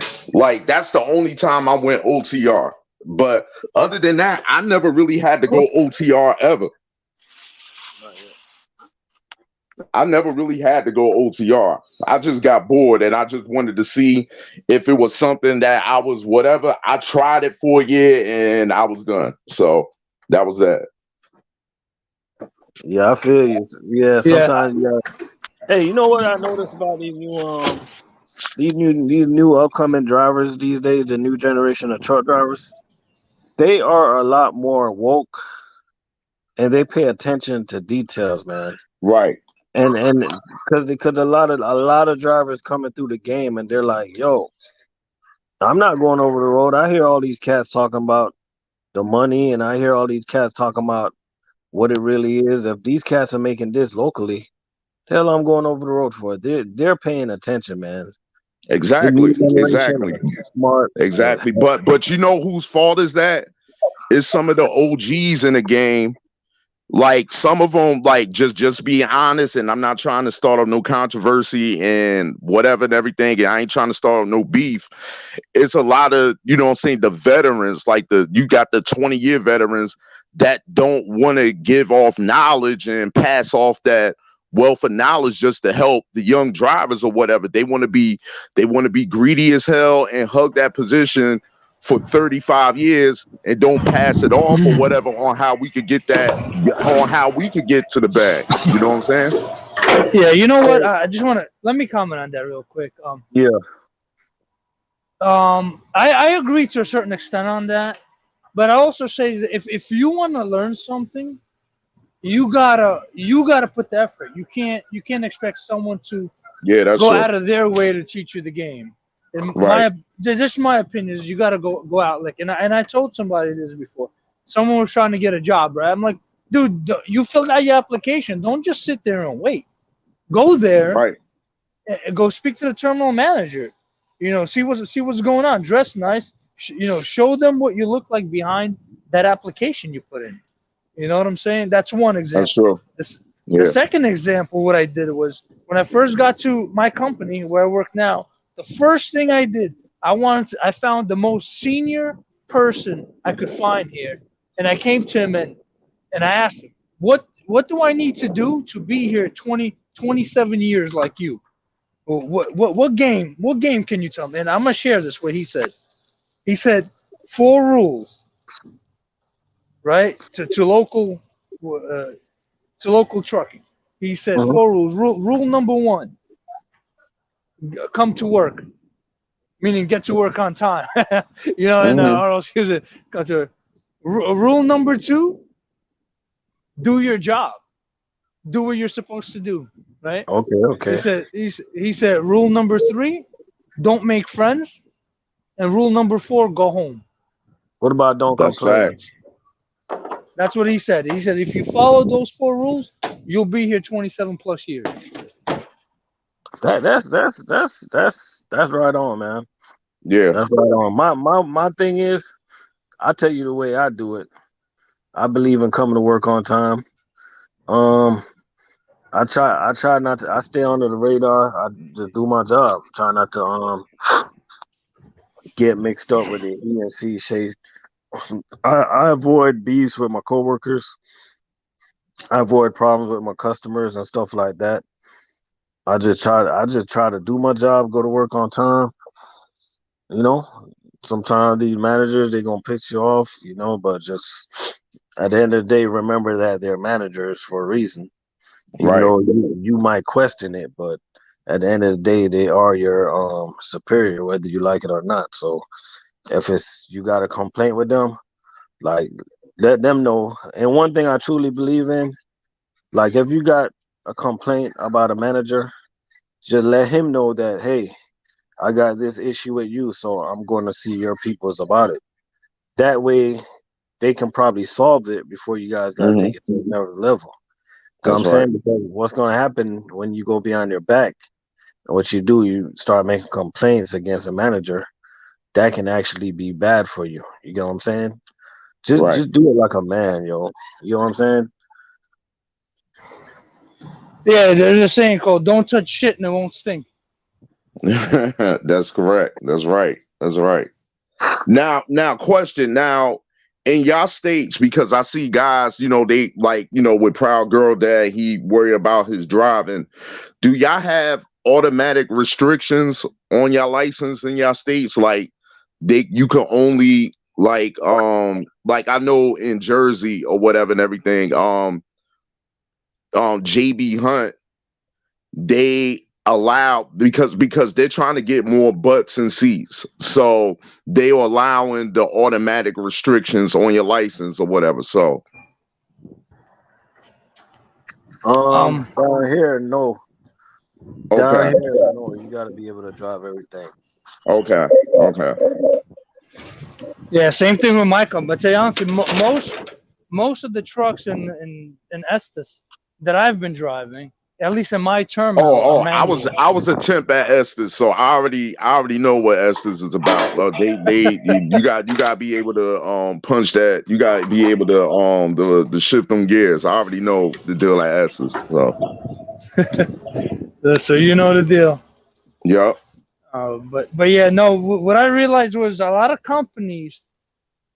I don't want to say all of them, but I would say a lot of companies that have paid off equipment are gonna pay you better because they don't have that overhead. Hmm. They don't have that $1,000 a month lease, payment for the truck Hey, I'm or glad you brought whatever. it up. I'm glad you brought it up, Big Cat, because when you think about food service, huh? When you think about food service, Ray, PJ, what's going on? When you think about food service, you think about U.S. Food and Cisco. They buy their equipment. They don't really lease it out, like like a Cheney Brothers or a QTE. Yeah, and that gives them the capital to pay their employees more, it's and that's just the way it is. Is that like that everywhere? No. You could go to a company that moves their own freight, where the trucking part of their company is an expense versus the main majority of their job, like a Walmart. The reason why they could pay you more because their business is not moving freight. Right. Their business is selling product, right? So they'll be able to pay more. Companies like that. Just as an example, companies like a Love's, right? If you're talking about fuel hauling, they fuel their own product. Their job is to sell fuel, not to move fuel around to different gas stations. That's correct. Yeah. And I'm gonna be honest with y'all. I'd rather work for a company driving a raggedy ass truck, knowing that I'm getting paid good, than driving a 2021 and knowing that Man. my check is Oh not good. my God. Oh my God. I got the yo. That's one thing. Don't get wild by the shiniest thing on the highway, and that's a gimmick. It's all a gimmick. I got I got suckered in driving See? for Ashley Furniture Yeah. because you see they got beautiful, what I'm saying, the black and the alloy, truck, what I'm saying, rims and all of that and everything, man. Other than but that damn furniture discount, they gotta be the worst paying company of I kid you not, man. And it's a private fleet, but yeah, they gotta be shaming themselves with the way that they be paying guys. It's sickening. It's very sickening. Nah, So if I was going to all a of that, company, all of that 20, like what RLC said.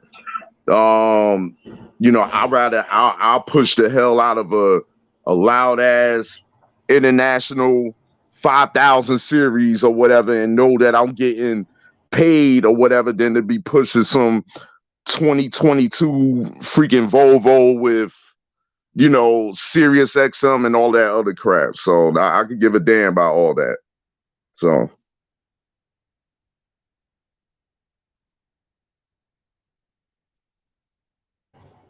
Yeah, man.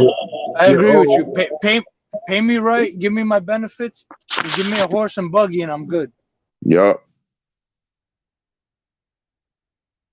yeah, you're right. You're right about that, man. McLean, they lease from Penske. Yeah, a lot of Mm, company Penske make a lot of money off of these companies. One of the advantage I guess these companies got for leasing, you know, the companies, they switch out their reefers, they make sure it's good, they switch hmm out their trucks on time and stuff like that. Man, we worried about the paychecks, man. We ain't we ain't worried about that. Yeah, yeah. But We ain't, that's like beyond, like, what I'm saying? That's beyond our pay grade. Like, I understand or whatever, but they gotta understand that, the customers, the way that they charge their customers, or whatever, like, they could afford all of that, like with the rental and all of that, such and such. Because like with my account, I'm on a dedicated account. We all of our trailers are rentals from Penske. So, but that's beyond, what we, what I'm saying, what we could give a damn about or whatever and everything. As long as that lift gate work and the battery don't die and all that other crap or whatever, hey, shoot. All of that is factored into, into what they charge the customer. So, you know, they all getting in off the top. So yeah, I feel you, man. mhm. Yeah, I feel you. But some of them companies like for like LJ, he said McLean, they lease from Penske, and they make good money. I know McLean make good money. So, Yeah, yeah, yeah. it's all a give and take or how companies do things and why they do things. You know what I mean? Some of them just don't want to. Now I'm thinking about it. I'd rather US Food lease some damn trucks than deal with these damn mechanics in the morning. Before I tell Oh, yeah, yeah, yeah, yeah, yeah, yeah. Yup. Yeah, that's you. true. That's true because at least with Penske, you know, Penske, they mechanics work 20. They got a emergency roadside assistance and all of that other crap. So they working on their equipment 24/7.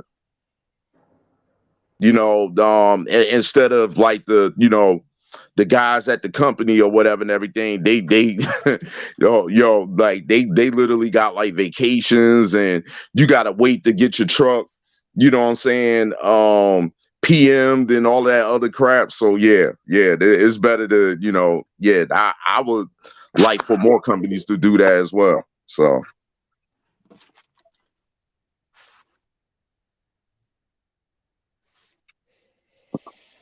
But yeah, and another thing or whatever, like with guys try to figure out, like, instead of like being the flopper, because I was a flopper, throughout my career, because I was just trying to, I wasn't like really like focused on like what did I really wanted to, like, as far as like the company that I felt like that was the good match for me or whatever and everything. So I mean, you got time or whatever and everything, but if it's really food service that you really want to do or whatever, and you want to be dedicated to or whatever and everything, give yourself time, and pick apart guys like RLC, and then I see food service guy got a channel and stuff like that, and just see if that's something that you really want to do or whatever and everything, because it's a whole lot of, like, especially where I'm at, a lot of guys go in and they leave because they find out, man, this is like This is something that this is beyond intense. So yeah. So So let me ask you this question. Good thing you what's brought up? that up. So what would you guys say? And I'll ask both of you this question. I guess What's I'll up? answer what I think afterwards. Is what what is a good time frame? How long should someone stay with a company to try to figure it out before they say, you know what, this is not for me. I think I'm gonna go elsewhere. How much time do they have to spend at a company? You want my answer, man? I'm be honestly, don't waste your time, man. If you're not feeling the vibes after 1 week, just keep it moving. Leave as quick as possible. That's just my Yeah, opinion. It's not gonna take you that long to figure out that a company is bullshit. yeah, You know what I mean? Because once you're gonna try to stay there. And you're gonna try to, oh, it's gonna get better. No, it's not. You're like, oh, let me nah, talk to no, the it's not. manager. But let me tell you something. Once you at a company with a messed up culture, the culture is not good. It's nothing. It doesn't matter how many managers That's you talk facts. to. All of them are screwed up. So That's one facts. person cannot rechange the culture. They gotta It's all about. They gotta start from upper management. The, They the gotta the start top from the everybody. top all the way down from the bottom. It's like a freaking like a sports franchise or whatever. If the top don't give a damn, then it's gonna roll all the way downhill. So that's facts. Exactly, and that's what I like about U.S. food. It's a culture. You're not gonna like. You're not like. You don't care what type of supervisor you are. You're not coming into U.S. food and think you're going to disrespect and be rude to drivers. Culture, you know, people you got to answer to.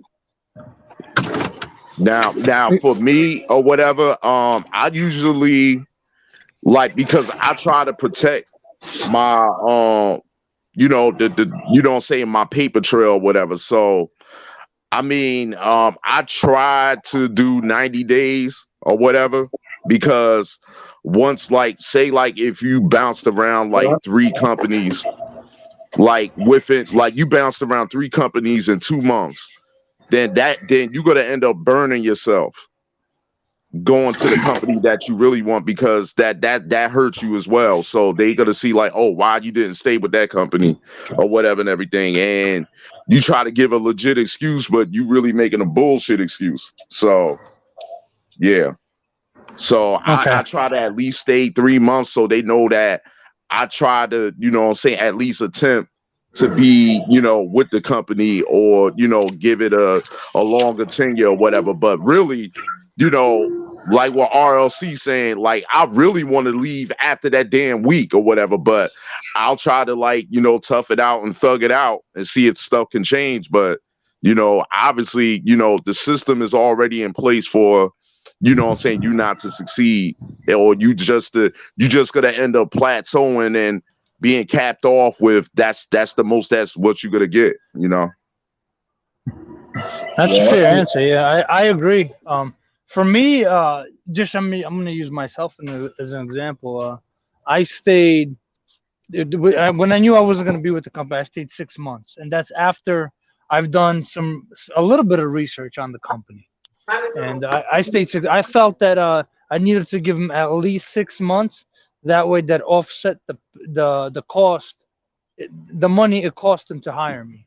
It probably offset in like 2 weeks, but I just felt that was a fair amount of time where I didn't burn the bridge. The one thing about local companies, and I don't know if this is accurate or not. I know this in the corporate world. This is how it was that the managers, the in the office, the terminal managers, they bounce around between companies. And if you work in a certain area, there's a possibility of your terminal manager going to a company you want to go work for, or vice versa. Hmm. So if you burn that bridge, you could be asked out of a really good job. That guy could have went to UPS. That terminal Yeah. manager could have went and would have went to UPS, and now you're trying to apply for UPS. Be like, that guy screwed me over. I'm not hiring him. And Yo. your application, like, so, let's say they call you right from UPS. Yeah. The screener calls you and says, hey, they screen you, your application is good, I'm going to pass you over to the terminal manager. Now the terminal manager gets your application, they're like, oh, this guy, hell no, I'm not hiring, you're done. Mm-hmm. Yup. And guess who screwed me over? Fucking Swift. Swift, because I was doing intermodal for Swift. So they pretty much blackballed me, saying that I had a right turn accident when the accident was in the yard. It wasn't even a police recorded incident. The shit happened in the yard, and they put it on my CSR. And when I left their asses or whatever, I tried to go with I remember I had an interview with Conway at the time. Well, Conway now XPO. So and Conway was like, oh, when you worked here at Swift, they said that you had a right turn accident. I'm like, no, and it took me hell and earth to get that shit off my name. They really put shit on my name. So that's why, like, back to what RLC is saying or whatever. I don't know what it is with Swift or whatever and everything. I mean, so I'm not gonna down that they do good training, but it's just the culture and the reputation that they got. It's horrible, man. It's really horrible. Hey, Andre got a question. I just skipped over his question on accident. CBI. What's that? He said he got an interview for CBI. What kind of company is that? Okay, CBI is oh, that's Cheney Brothers, right? Okay, Andre. Any tips? Let me ask you a question. What area, what location are you gonna be at?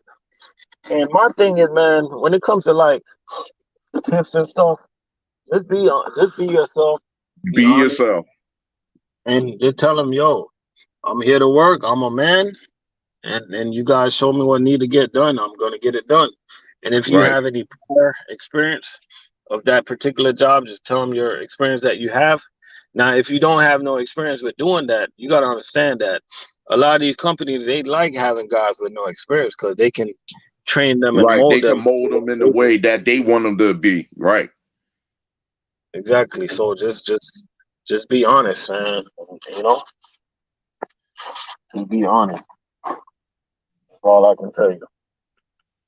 And just tell them that, yo, just tell them straight up, man. You've been doing your research on food service, and this is something that you think you can do. Just tell them that this is something you think you can handle. You know what I mean? And be early to your interview. Bring a pen. Bring a damn pen, man. I heard you stress that out, yo. Yeah, bring a pen. Bring a pen, bro. You know what I mean? Like, you know, like, I know it sounds so simple, man, but man, you was in the military, G.I. Joe. You ever heard people say they're militant to what they do? Yo, bring a pen. You got to be ready, man. Yeah, man. But one thing is that or whatever, like in the military, you know, they break you down and mold you into the person that they want you to be or whatever. But if you already stuck with bad habits, it's gonna take a while for you to get out of those bad habits. That's just, you know, you are gonna be who you are, and you just gonna have to learn from your mistakes. That's just what it is. Yeah. Could I train drivers? I see Star Fox. He said you said you need 6 months experience to apply. What? That's the U.S. Foods. I'm not sure. Star Fox is in the chat saying he needs 6 months experience to apply. Just got my CDL. Oh, Star Fox, you got to be specific on what company, because I'm a different type of YouTuber, man. I don't just talk about one company. I got friends in a whole bunch of different companies. You know what I'm saying? So I just represent helping people. I don't represent one particular company. You know what I'm saying? I know people going to Cisco. I know people going to McLean. You know, we help people like going to any company, man, because at the end of the day, we are here trying to. It's all about us as a community. Yeah. Exactly. You know what I mean? And I'm actually trying to get drivers on the same page. You know what I mean? Drivers need to be on the same page, man, because drivers are powerful. They just don't know it. Drivers got so much power, man. They just don't know it. You know what I mean? Right now, if I say I I think I got enough power where I can say, you know what? Because of the pandemic, I was gonna do like a food service barbecue last year. This year I might have it. Get people together. When you get people together, that's when you can really talk about some stuff. Some stuff that I wouldn't even talk about on YouTube. You feel me? Oh, Star Fox, you in Perth fanboy? You in Jersey? Oh, all right, Oh, all right, all right. I know that, man. I'm literally like 20 minutes from where he say he's at. U.S. hey, Foods Star and Perth Fox, fanboy. make sure y'all go over there and subscribe to Daycab and GI Trucker. How is the food service up there? I don't know if you guys know. New York. I already done. I know you can't really get what I'm saying from in the chat or whatever. But when I started in food service, like I said, I started at Cisco. And listen, the money was there even when I started there, like what, 7 years ago. But it was just intense for me at the time. I wasn't that damn mature. I wasn't that damn mature, man. And I didn't have the right trainers to train me, and I didn't have a system or whatever and everything, because I had to like find out things on my own or whatever, and it made me frustrated. That's why I said go there. Like when RLC tell you to bring a pen, not only bring a pen, bring a notepad, take pictures, learn what the driver is doing. Don't get in that passenger seat and fall the fuck asleep, because you only gonna do yourself dirty when it's time for you to get out on your own, and they expecting you to unload that damn truck and get them cases in that fridge.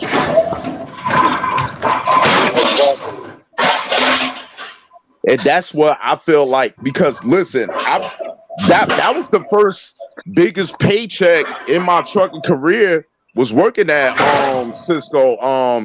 I was walking into like 28 hours overtime, clearing what, 1,800 a week. And you talk about back in 2012. And when I only had like what, maybe 8 months experience, and they was strict, and they was real strict on the requirements. But right now, they lessen the requirements because they trying to get drivers to like they lessen the requirements, even in shortening to 3 months now. So Yeah, sorry guys, I got these forklift drivers. They're fucking. nah, Excuse my you language. good, you good. Yo, They almost ran I want over to me. pass off. I want to pass off some. I want to pass off a plug right now for guys that are like, because I see there's a lot of guys that are in Florida, or matter of fact in any state or whatever. It's they're a temp agency, but they're not a temp agency. Like, you don't get paid 1099, you get paid W-2. It's a company called Centerline, CNTER drivers.com. Yeah, I've seen them. I've And seen them on Indeed. Yep. Centerline, I was with Centerline. Matter of fact, I did temp work with Centerline for 4 companies. I was with Ryder, I was with Estes, and who else? And I was with Keystone Freight or whatever. So you could bounce around, and then most of those positions are walk-in positions to permanent positions with companies. So look at that or whatever. And plus they lessen, because they have a recruiter, they have a headhunter to screen these drivers to get you in with these companies, and that could be another avenue for you to get in with a company as well. Because up here, PFG and who else? A lot of the food service companies up here use companies like Centerline. Yeah. So Yeah. that's another avenue, you know what I'm saying, you guys could look at, if that's something that you want to get into without getting a headache of applying to a company directly or whatever, and you whether you like being a temp driver or you want to work in to get in with the company or whatever, that'll be on you once you apply there. So but I will look into that. It definitely helped me out a lot, especially after I got fucked over by Swift. So that Hey, helped hey, me out big time.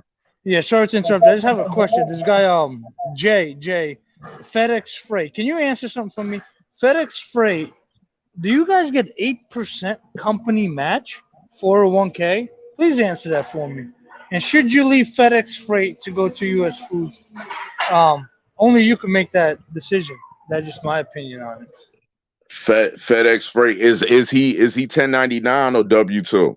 Because FedEx Freight, because you got contractor, you got contractor jobs or whatever. Is he with the company directly, or is he with a Yeah. signed by a Yeah, FedEx, contractor? yeah. No, FedEx Freight is if you're working FedEx Freight, you work with FedEx. Oh, all That's right, all right, direct. all right. But if you asking that question and you at FedEx right now, you already want to get your foot out the door, man. You already got your foot out the door already. You probably frustrated with something going on at FedEx Freight. So start looking, man. And if US Foods is something but understand that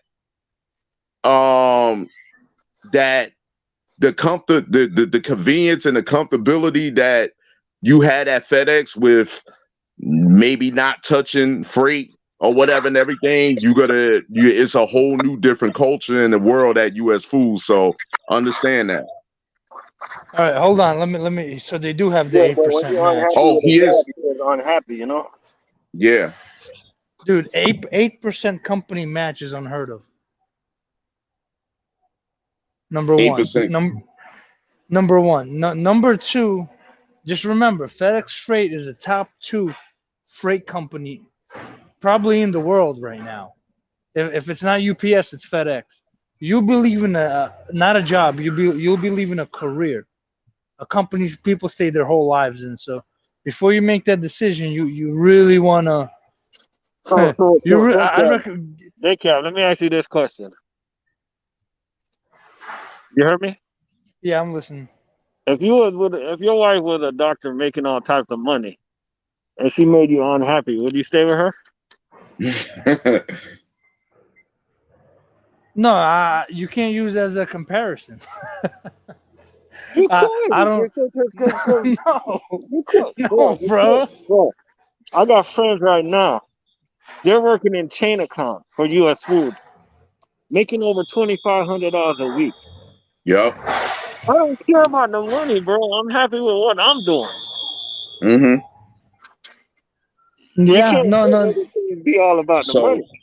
So Jay, you net $800. Uh, That's your uh, average. RLC, I'll give you. Let me give you an example from your example. Okay, so you're dating two guys, right? One guy makes $80,000 a year. He's stable. He has a home, stuff like that. And you're a female, right? You're dating him, right? Now, Yeah. you're also seeing this other guy who's a playboy. He clubs. He has a jet. He's a millionaire, right? You say ladies, right? So Ladies, right? Ladies, right? Yeah, yeah. Oh, we yeah. Or you could do opposite. like hypothetically speaking. Yeah. Hypothetically Or, speaking. But yeah, it's and a I want to point use to it. it. It's a point. It's a point to it. Yeah, go ahead. Okay. Yeah. So, what do you think? If you were a lady, which one would you rather? Well, I don't. Maybe asking All right, to all right, think say like a it again. lady. Maybe it's a bad example, but Say um. it again. Say it again. Okay, I'll do it this way, right? Yeah. You're dating two women, right? One Yeah. woman is a stable. She's a nurse, right? She's a Yeah. nurse. She has a good head on the shoulders. Blah blah blah, right? She's Yeah. average. Let's give her. Let's give her a look. Hold on a second. Let's give her a look. Let's say she's a 7, right? She's a or she's a 7 with makeup on. She'll be an 8, 8.5, right? Let's go that Mm-hmm. Yeah. way. Then you have a second woman, right? And she's a Flat out pharmaceutical rep. dime. She's Yeah. a pharmaceutical rep making, $200,000 a year. She goes all over the place. She attends parties and she's always flying all over the world, Mm. stuff like that. And then say she's a 9, right? She's beautiful, or 10, right? Which one would you prefer? I want the one Me, that's Stability, flying all over the world. I'll take the stable. I'll take stable. the Yep. stable. Stability. That's just me. You know, I don't know what that other one's gonna do. And listen, I'm not saying U.S. food's not stable. Let's get that out of the way. Let me not say that. That was just an example brought up to like counter your example, Yeah, but but I think he should do. you're on the plane being happy though. You're on the plane though. I don't know who she's talking to. You're at work. What do you mean? You're not on the plane with her. No, I'm just saying. What about happiness?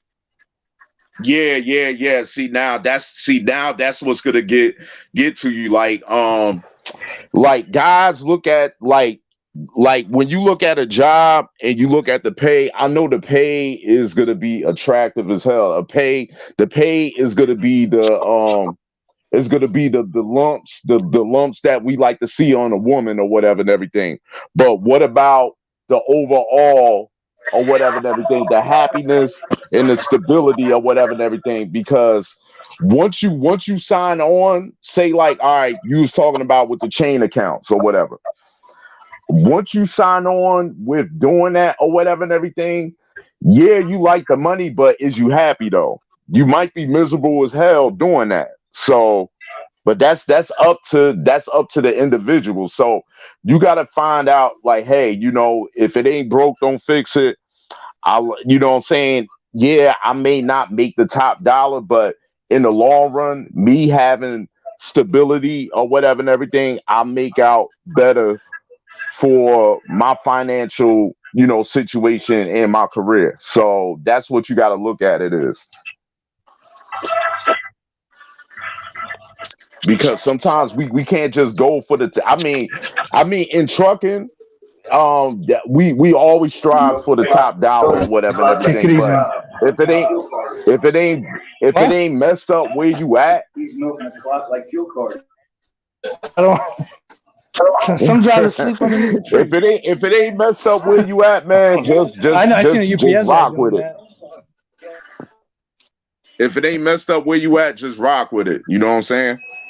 Because you better off staying there. But yeah, you're right, man. Because You have a good day? Yeah, you? like I'm alive. Always a good day. Huh? It's always a good That's day. right. That's right. We're above. you just gotta make what And we're everybody walking can't home. make We're what going you home want. in our own 2 feet. Right? That's a good thing. Hey, you never heard for this? My wife told me last night on dinner. She said one of her girlfriend's ex-husbands is 68 years old. Hey, he was at the doctor's office, had a massive heart attack in front of him, died Oh in my front of him God. at 68. Checked out. He was at the doctor's office, had a 68. massive heart attack, and died in front of him. Hey, when the good Lord said it's time to go, hey, you You gotta go. ain't bring nothing with you. Right. But that's what ROC was saying, man. Yo, spend your money, man. Then another friend of Go ahead and mine, spend your money right, and live your son, life, man. had a good friend of his. He's 26 years old. He goes to my friends of mine's son's house. Locks him. This is happened a couple of weeks ago. Goes in there, does a line or something, whatever, and blows his brains out at 26 years old. It's crazy, man. Hey, life is full of mysteries. Something needs to be done about that the drugs and stuff. Have a good evening, man.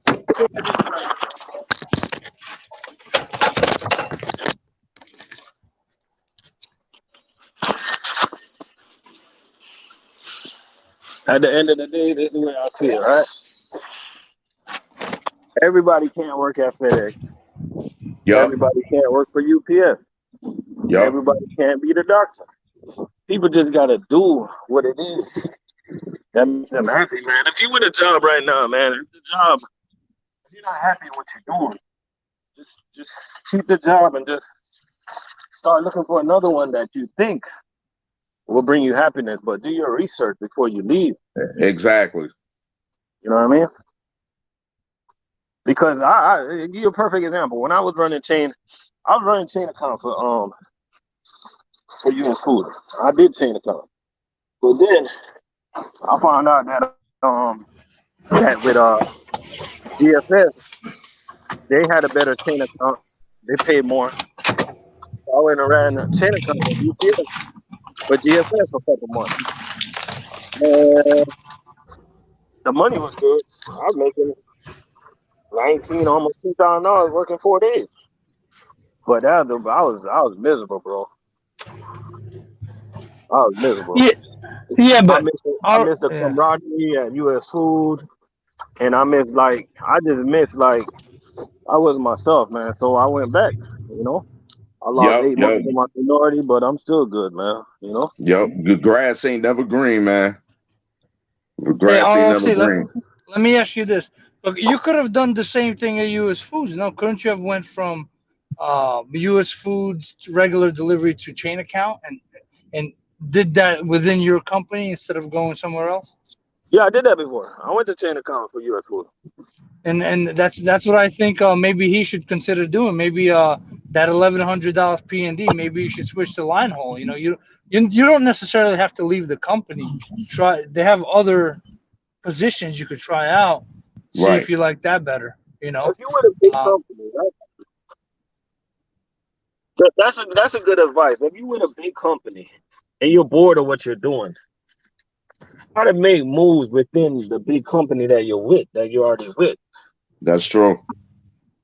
You know? yeah. He's the thing with line haul is you got to bid on a run. All right, so when you're P&D to get on line haul, it's gonna be a little hard, but Right. you can get on it. You just got to put your time in.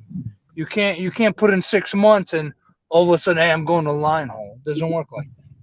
Right. You gotta build the seniority up and then you move on. That's the way it works in big a good. And let me say that's the way it works in good companies. Good companies have seniority. You know what I'm saying? For the most part, I don't want to say they all do. You know, it's the other companies where you could be there 5 days and you get put on the best account. You know, just because you live in that area. You know, whatever it is, or whatever.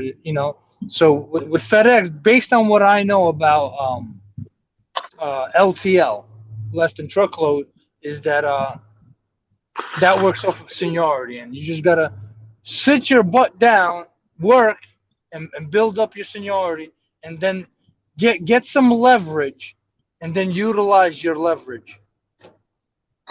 Yeah, you're right.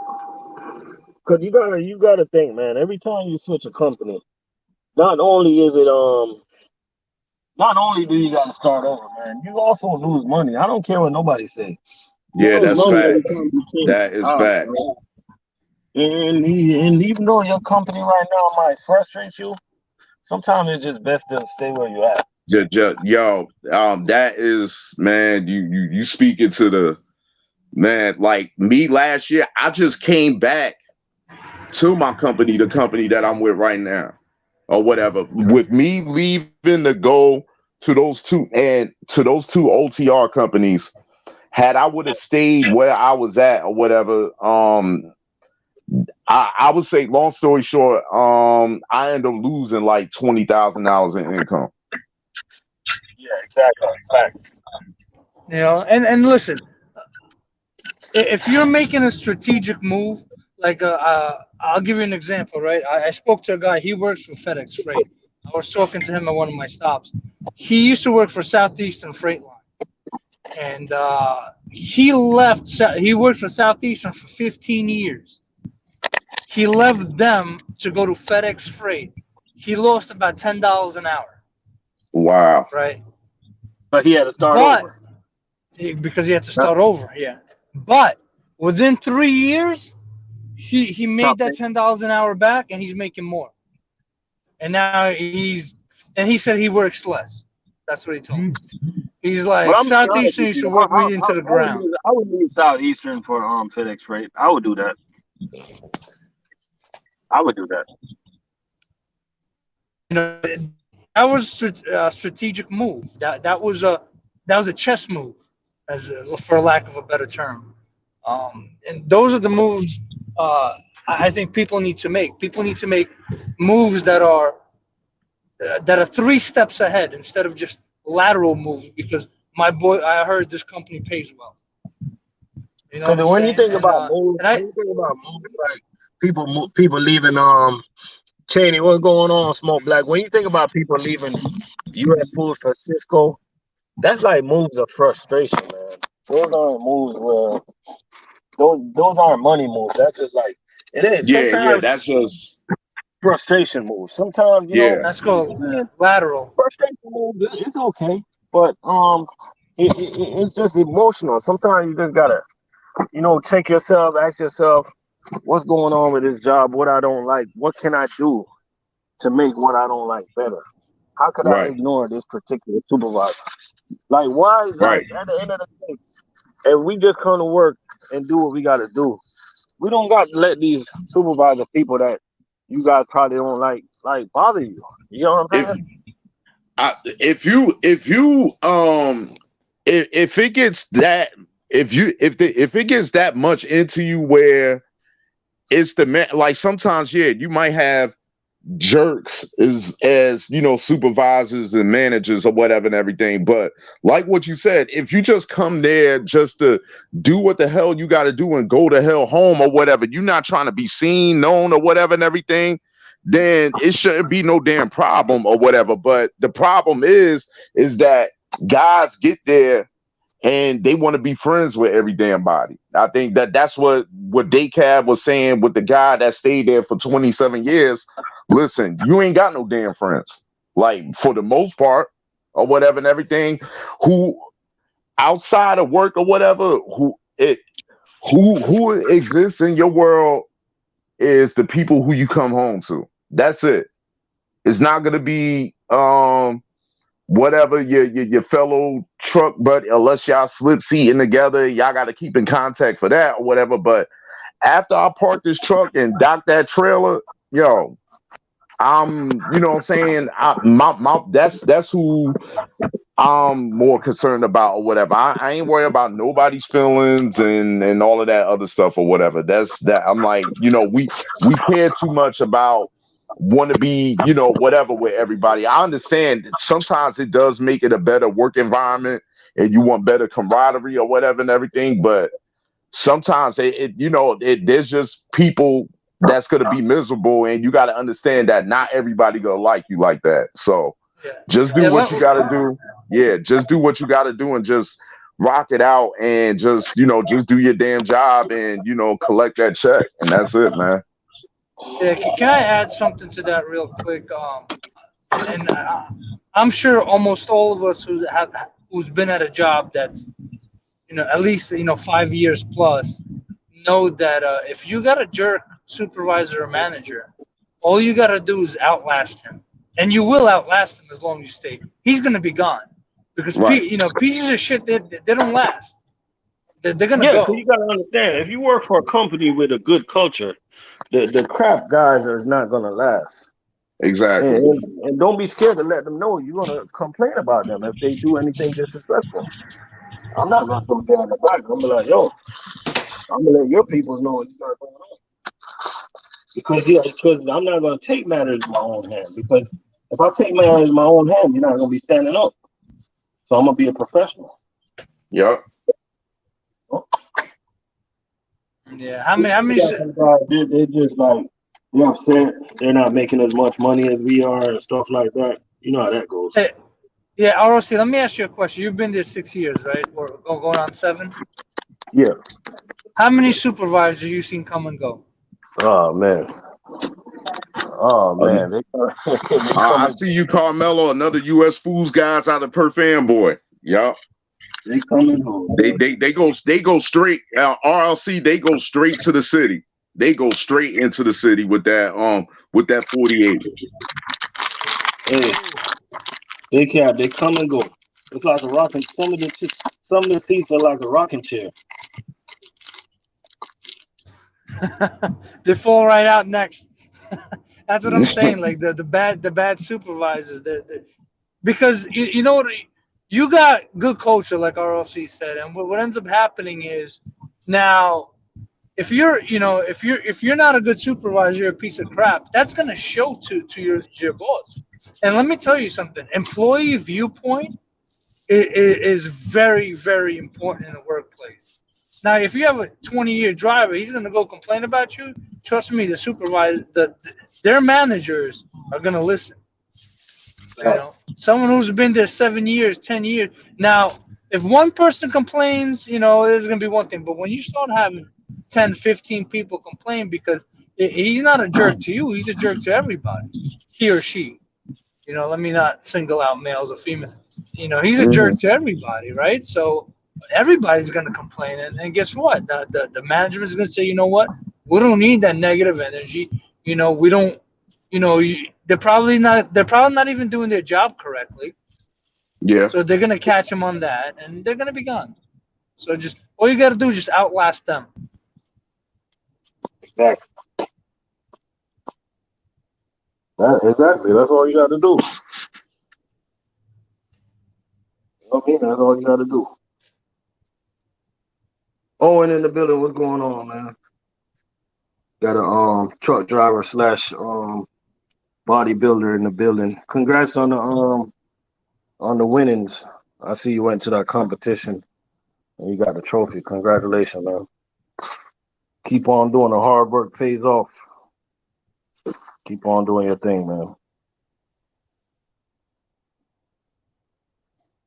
I just started a Fresh Point in Riley. Nice, man. Congratulations, Fresh Point. man. Yeah, for that's good. Yeah, I know what Fresh Point. What do they deal with? I think that's like more. I forgot. It's not like a supermarket or whatever and everything, but they do a lot. They do like grocery deliveries. I've seen them delivered to a gas station by my house. Oh yeah. They do like I see the Fresh Point because there's a lot of Fresh Point guys. Oh, produce. Okay. I see they do the kiosks too. They do a lot of kiosk service. So Yeah, yeah. ROC right by my house. I asked the dude, like, where you from? The Fresh Point dude, he was out of Tampa. That dude delivered to North Florida out of Tampa. That's a 3.5 hour run. That was weird. Oh, and another thing, like I see one guy, he mentioned he was with Martin Brower. What do y'all think about the like the private food service, like, you know what I'm saying like with Dunkin' Donuts, like is there like a stricter requirement to get into somewhere like that?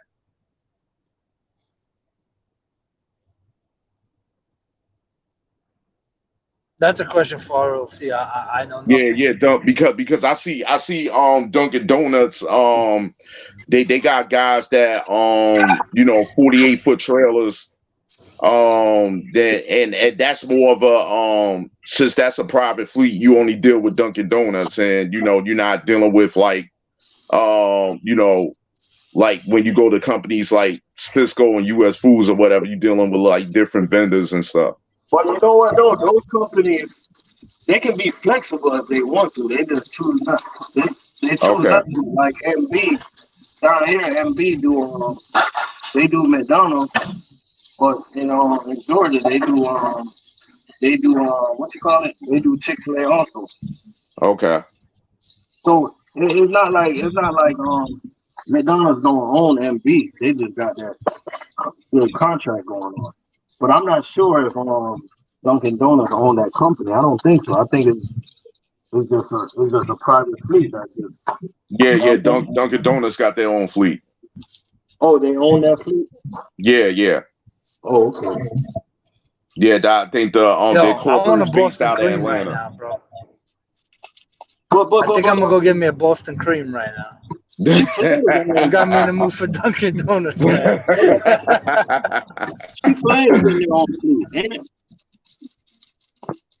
Or they got their own fleet.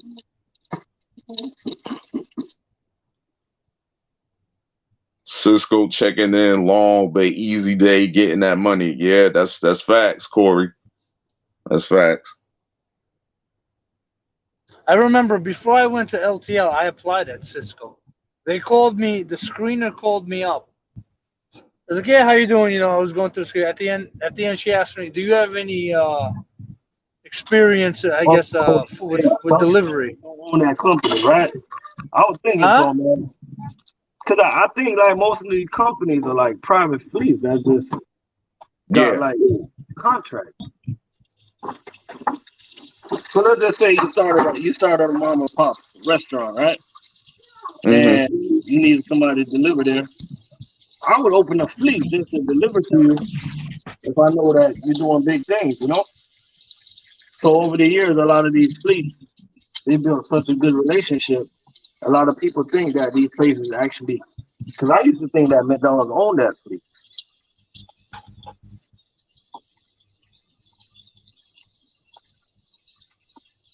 You know what I mean? Yeah, they just third party. You gotta apply to Martin Brown directly. Like and Willow, I think what is Willow Run? Willow Run Foods, they do Wendy's, right?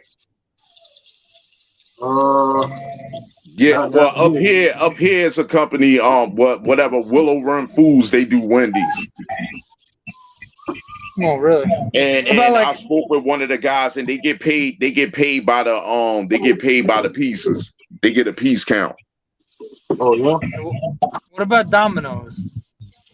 Domino's is They private. got their fleet. Domino's got their own Yeah, they got their oh, fleet. and Domino's, Yeah, they got if their you own in a truck. sleeper, them guys make up to 100K.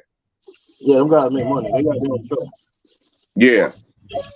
I think Papa John's got them. I'm not 100, but Papa John's make money too. Papa John's they make a lot of money. The ones that be in the sleeper. oh yeah. Yeah. Dude, I seen these Domino's driver. Dude, he was backing into Oh, this matter of fact, tiny little. you know who paid more than the both of them? More than Domino's and Papa John's? Little Caesars. Ooh. Little Caesars paid more than both of them. You got to look up the information or whatever, but it's just hearsay or whatever. But I heard they topped out at like you got guys, topping out at like over 120, Talking about the 120K. $5 pizza? The Little Caesars.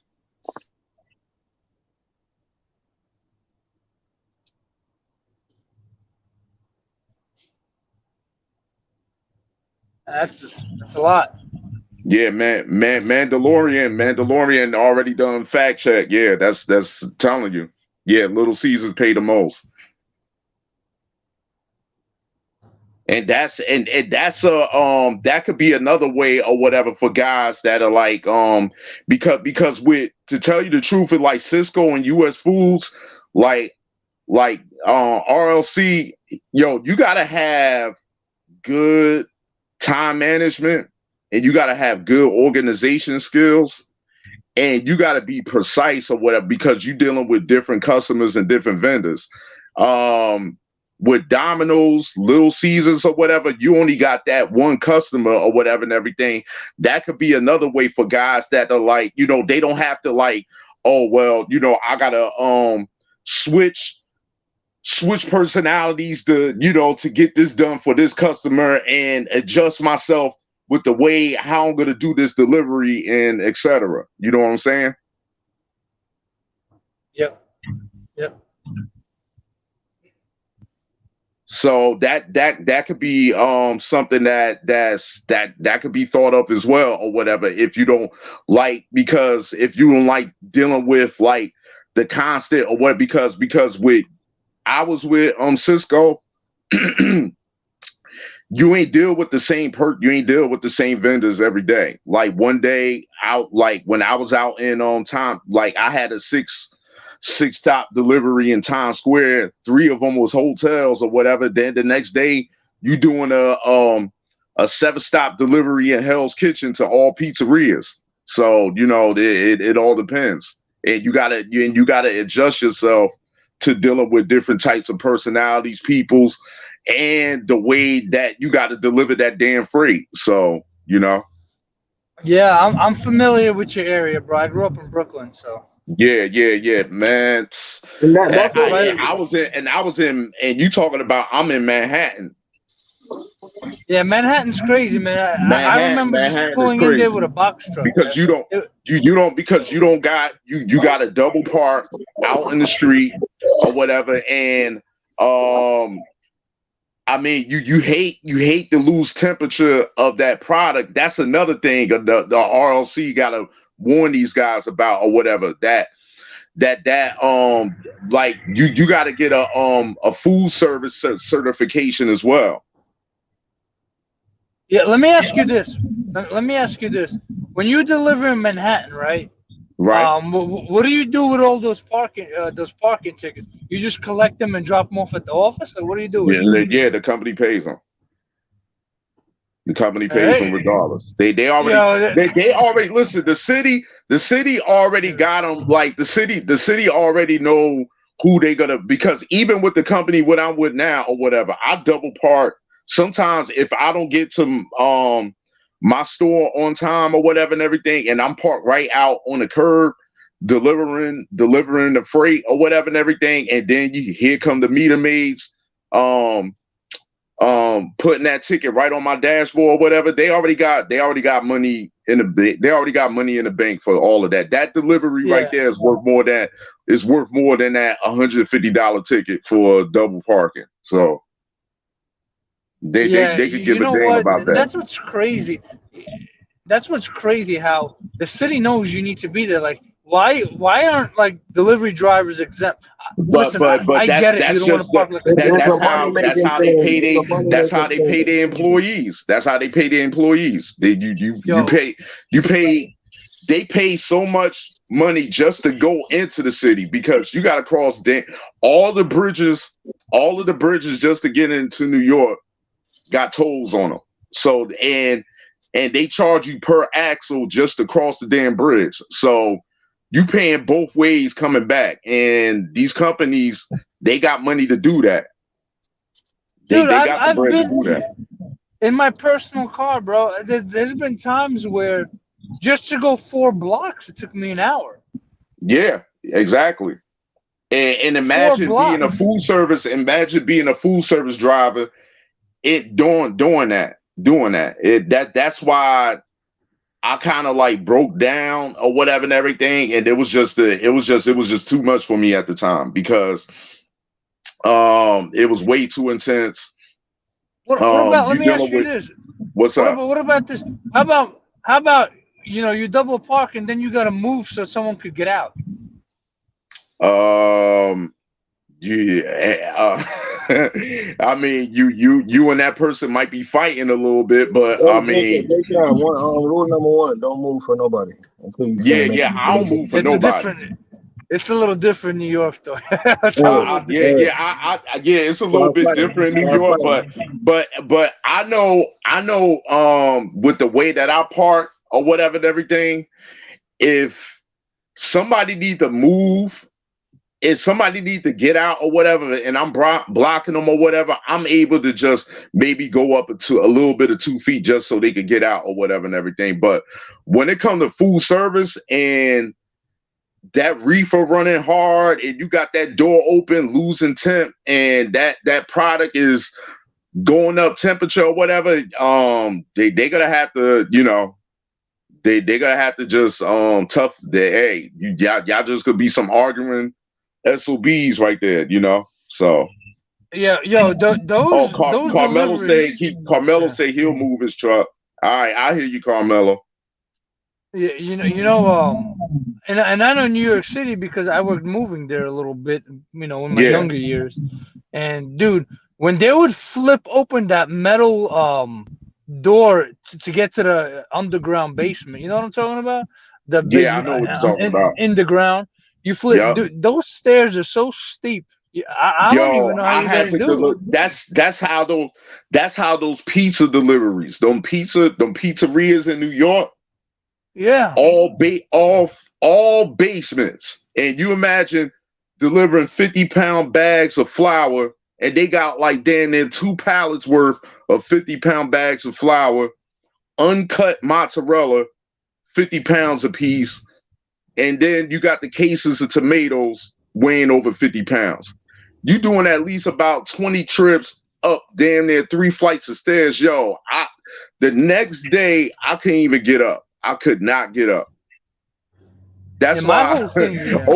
over at the terminal, and they got a beautiful ass terminal over at Cisco in New York, which is really located in Jersey City, and it's overlooking the Statue of Liberty. Yo, they got a licensed masseuse that come on campus to give food service drivers massages, and they in their kitchen. Listen, they cook, they go all out for their drivers or whatever. So they got they treat their drivers like royalty over there, but it's because they know it's a hard ass job. And So let me the ask you old this. Yeah. what's up? I'm sorry. Go ahead. So what kind of money are we talking? New York's someone who goes into the city. Someone who goes into the city, because you gotta listen. A lot. You gotta do more drive. You gotta do more delivering than do more driving. You listen. You know how to drive the truck, but you really not a truck driver when you work in the city like that. So, and I'm gonna say off the rip, you gotta hit about at least 65. You're gonna be almost pushing your 70 every week, depending on what they give you. So what kind of money are we talking? You talking about at least, I say right now.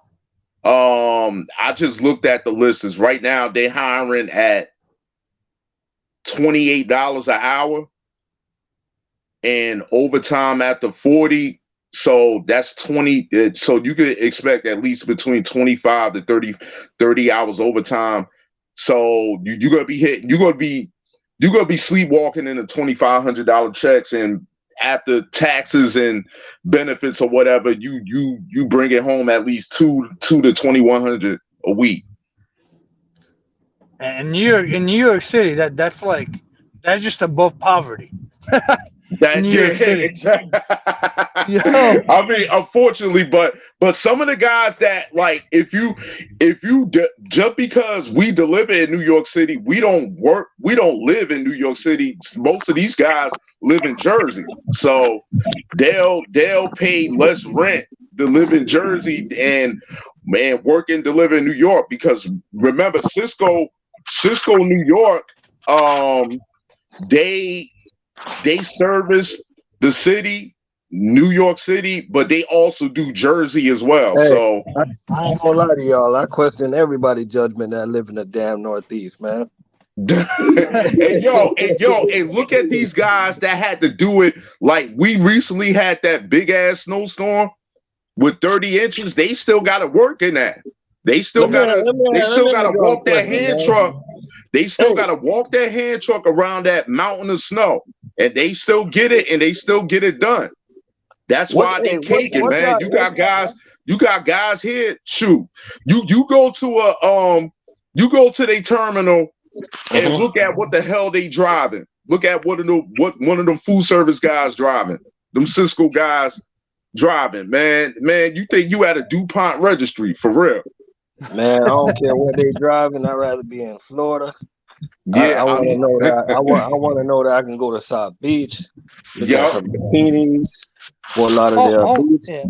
You know what I mean? Like, So hold on. But the hard part is done with the summer. The winter is over now. So right now, shoot, they're about to get it in. They're about to really get it in now that snow is gone.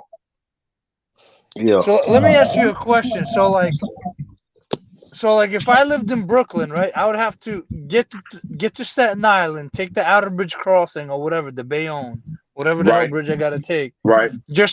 So I would have to drive to Now, Jersey. if you lived in Brooklyn, because they got different terminals. So if you lived in Brooklyn, depending on where you live at in Brooklyn, they got Cisco Long Island. You probably will go to that terminal Where's because it in Long Island? Cisco New York, they got Cisco Metro service Manhattan and a little bit of the Bronx. They don't really try to go outside of the Bronx because they know that the turnaround time or whatever and everything, they got to be able to do what they do and be back so they don't burn out their whole clock.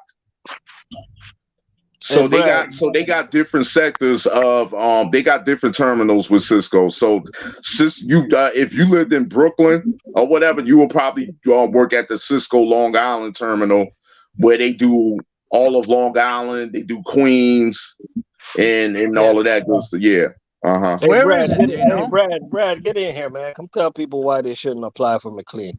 Shout out to Brad, man. McLean driver in the building. 20 years at McLean too. Respect that.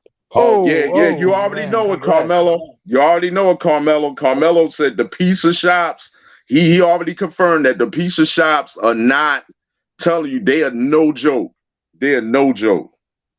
Oh, okay. There's a yard at JFK. Yeah, JFK was like 20 minutes from me because I Yeah. lived by Coney Island. So that South Brooklyn. Matter of Big Cat, fact, who left yeah, New York I first? gotta go to my work at work tonight. I gotta go to Nostrand Avenue over in Bensonhurst. That's like close to Coney Island. So I lived on Nostrand Avenue, bro. I lived on Nostrand Avenue, Avenue Y. wow. Yep. Yep. Bensonhurst. No, Nostrand is not on. Where you going? Hey, hold up. I like to watch. What is that? What? That Hey, what sound does like that mean? something. Hey, that sound like something you might want to digress from. No. Hey, I got a lot of moderators. Moderate. No, hold up. We're gonna give him a chance to see what that means, though. All right. What does that mean? Lefferts Boulevard and Conduit. Yeah, I already know. Yup. That's he talking about over in JFK. That's that JFK between you talk about Jamaica and that cut off between Jamaica and the Brooklyn. Yeah, that's right. I get on the Bell Parkway, I'll be right there. Yeah, that's skin. What do you like to watch? He likes to watch your cooking videos. No, maybe you don't. RC, what you got, like 100,000 views on them crab legs? Yeah, I got 200. I got 220,000 views. Oh, Doc Shun said on U.S. Foods delivery truck. Okay, that's what he liked to watch. Going up and down the street. Okay. All right. Yeah, you gotta be specific, man, because these. Yeah. This is the internet, man. You gotta be real specific, man. Because it can turn left real quick. People on my channel, they know how I operate. Zero tolerance for negativity, man. Yeah. Yeah, what do you? He likes to watch those U.S. food drivers in them shorts. Man, come on. Oh man. I'm gonna leave that alone, man. I'm gonna leave that alone. Man, because it's too much negativity in some of these trucking spaces, man. It is a lot of trucking YouTubers. I'm not down for that, man. I'm just trying to help. Help people. Because like, look at on the Asian Mind show, right? Like the other day, I was watching this show, and he was interviewing that female. I don't know if y'all saw that the piggyback driver, the black lady, the female or whatever, and they couldn't even like focus on what she was saying. I'm like, she giving a good game on how you could get this job and what you have to do to get it, and you got mad cats in the comments talking about her damn dress. I'm like, what is I'm like, is it that damn serious? And then Exactly. once you go and then once you say something about it or whatever and everything, they automatically call you a simp. Like listen, some of you guys like, and I'm not even trying to like bash on nobody or whatever and everything or whatever, but listen, like it's not that all of that is unnecessary, and for you to for you to have decency for another person or whatever and everything, that's not simping. You know what I'm saying?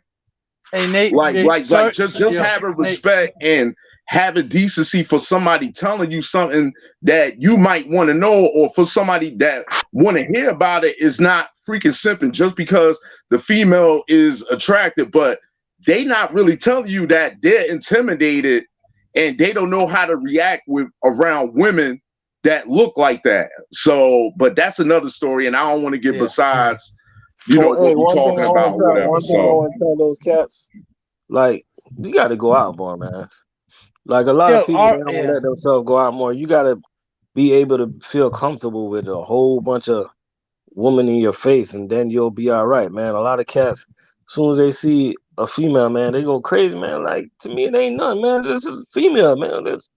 They come and go. She just a regular. You realize like the like some of these guys, they automatically judging her just because of how she look or whatever. And once you get to know her or whatever and everything, you realize that she could be into Comic-Con or something like that. She like video games and whatever. But you'll never know that. But you already judging her, and then with the way that your attitude or whatever is what makes them feel uncomfortable around you, and that's why they end up calling you the weirdo, and you end up getting blocked.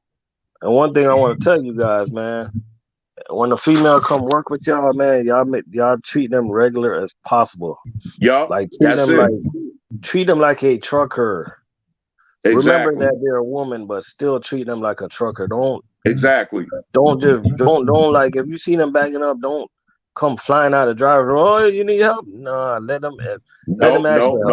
Treat them regular. Don't make them feel uncomfortable, man. Don't be looking at them because they gotta like, they in this field or whatever and everything. They getting it the same way we getting it. They're not. There's no whatever for them or whatever just because they a female. Yeah, man. Sometimes I'll be feeling bad for them, man. I ain't even gonna lie to you. Yo, RLC, Nate, listen, I'm at 3%, so I'm gonna break out. Hey, all right, my man. All right, my man. Yo, it was good chopping it up, man. Yep, you too, man. Take it easy. All right, take it easy, brother. Yeah, I'm gonna get out of here soon. I'm just waiting for my pancakes to be finished. Oh, damn. All right. Yeah, man. But anyway or whatever, before we sign out or whatever, if guys, you know what I'm saying, if they want to hit me up or whatever, like I normally, like when you do a live stream or something like that or whatever, I'll try to like drop an email or drop you know what I'm saying, my Instagram. I'm kind of like blocked on Facebook or whatever right now, so just so guys could get information or whatever and everything, because this guys, I see like all of your subscribers, they real hungry as hell to get them CDLs, man, and they hungry as hell to get in that field, man. So whatever information I can try to. These are the type of subscribers. My subscribers are different, man. I got subscribers that are trying to get somewhere, man. Exactly. They're not trying to listen to that bullshit. They're not trying to listen to who. They don't care about who's arguing with who. They don't care about none of that. Yeah. They don't care about all of that clout. You know what I'm saying? Like that's all unnecessary, because listen, because at this point or whatever and everything, and I don't even have to hear it in your voice or see it or whatever. Like when you sick and tired, man. Like you trying to get somewhere, man. So I understand, and for the most part, we've been there. So believe me, I understand the grind, and they want to get there, man. Yep, for real. Yeah, real, man. man. So other than that, man, so if any of you guys see me in the chat or whatever, I'm gonna respond in the chat. Yeah, just go And put hey, your just pass off. Just, before I sign off, just put the link of your YouTube channel in the oh yeah, most in definitely, the most comment definitely. section so people All can right, go most subscribe. definitely. All right. Yeah. Yep. Yeah, so I'm gonna wait for G.I. Joe to put his link up so you guys go subscribe. Then we gonna get out of here, man. I'm gonna eat me some Yeah, get pancakes. out here and get it Some and get it done, man. I eat backwards, man. I'm gonna eat me some pancakes, some eggs, some bacon. Y'all don't judge me. There ain't nothing wrong with breakfast at night, man. That's what IHOP do. Yeah. Hey, that's true. Shit. I do steak. I do what did Biggie said? Cheese, egg, steak, and Welch's grape. That's what we do over here. Yeah, I got my wife That's and my what we daughter do. cooking it up right now, man. All right, I hear you. I hear you. Yeah. Hold up, Yeah, let me put the see. link in your in the comment Channel. section. Yeah. I got it right here. Got it right here. Yeah. All right. And yo, man, and yo, man, and one thing I got to give you mad props, man. Yo, and this is not even on like on the like because I ain't about that clout stuff like what we just mentioned or whatever. Yo, I'll give you mad love and respect or whatever for just have me on your show and just putting my name out there or whatever. And I'm not even looking to like I don't even care about monetizing or whatever and everything. It's just about information and whatever I could do to help other drivers or whatever. And it doesn't matter. Oh man. Yeah, you I don't know what happened. Hello? Yeah, you got cut off. But I don't know what happened, but go ahead and I'm gonna wait for you to put your link for your channel so people can okay, there we go. My bad. I had jumped off for a Yeah. minute, but yeah, but you see the link. They see the link, right? No, not yet. Now, yeah, all right. It should pop up. But anyway, but other than that, man, thanks for having me on or whatever, man. And go ahead, do your thing, get your grub on, man. And we gonna keep talking later, whatever subject come to mind, man. I'm jumping in all the time, man. And that other night, while you was waiting to get on, while you was waiting to go into work, man, yo, y'all kept me up the whole night, and I really needed that, man. So Yeah, that's what we do, yeah, man. yup. This Hey, the real CB right here. This the real CB radio right here. just keep dropping videos, man. Just keep dropping Yup, videos. I will. But all right, my man, I'm All gonna right. let you go, bro. All right, take it easy, All man. right, take it easy, my J. Yeah.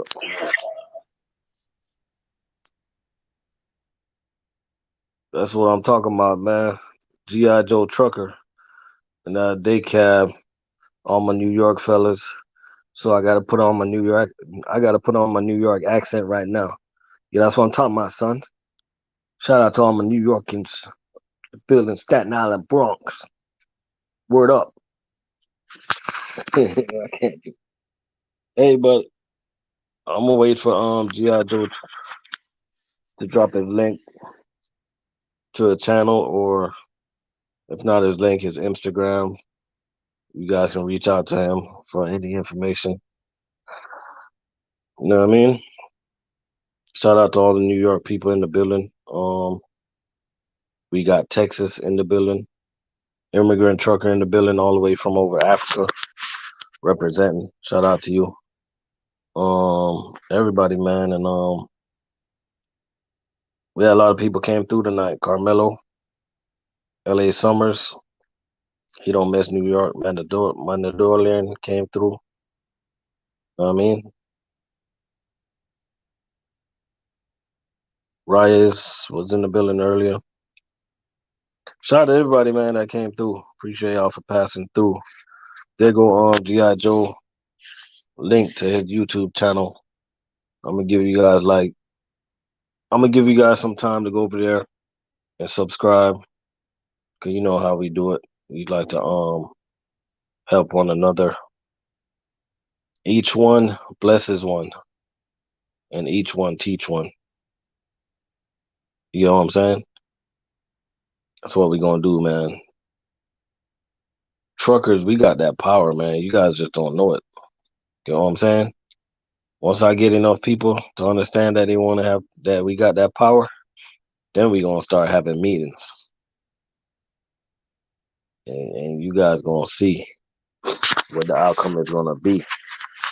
You know what I'm saying?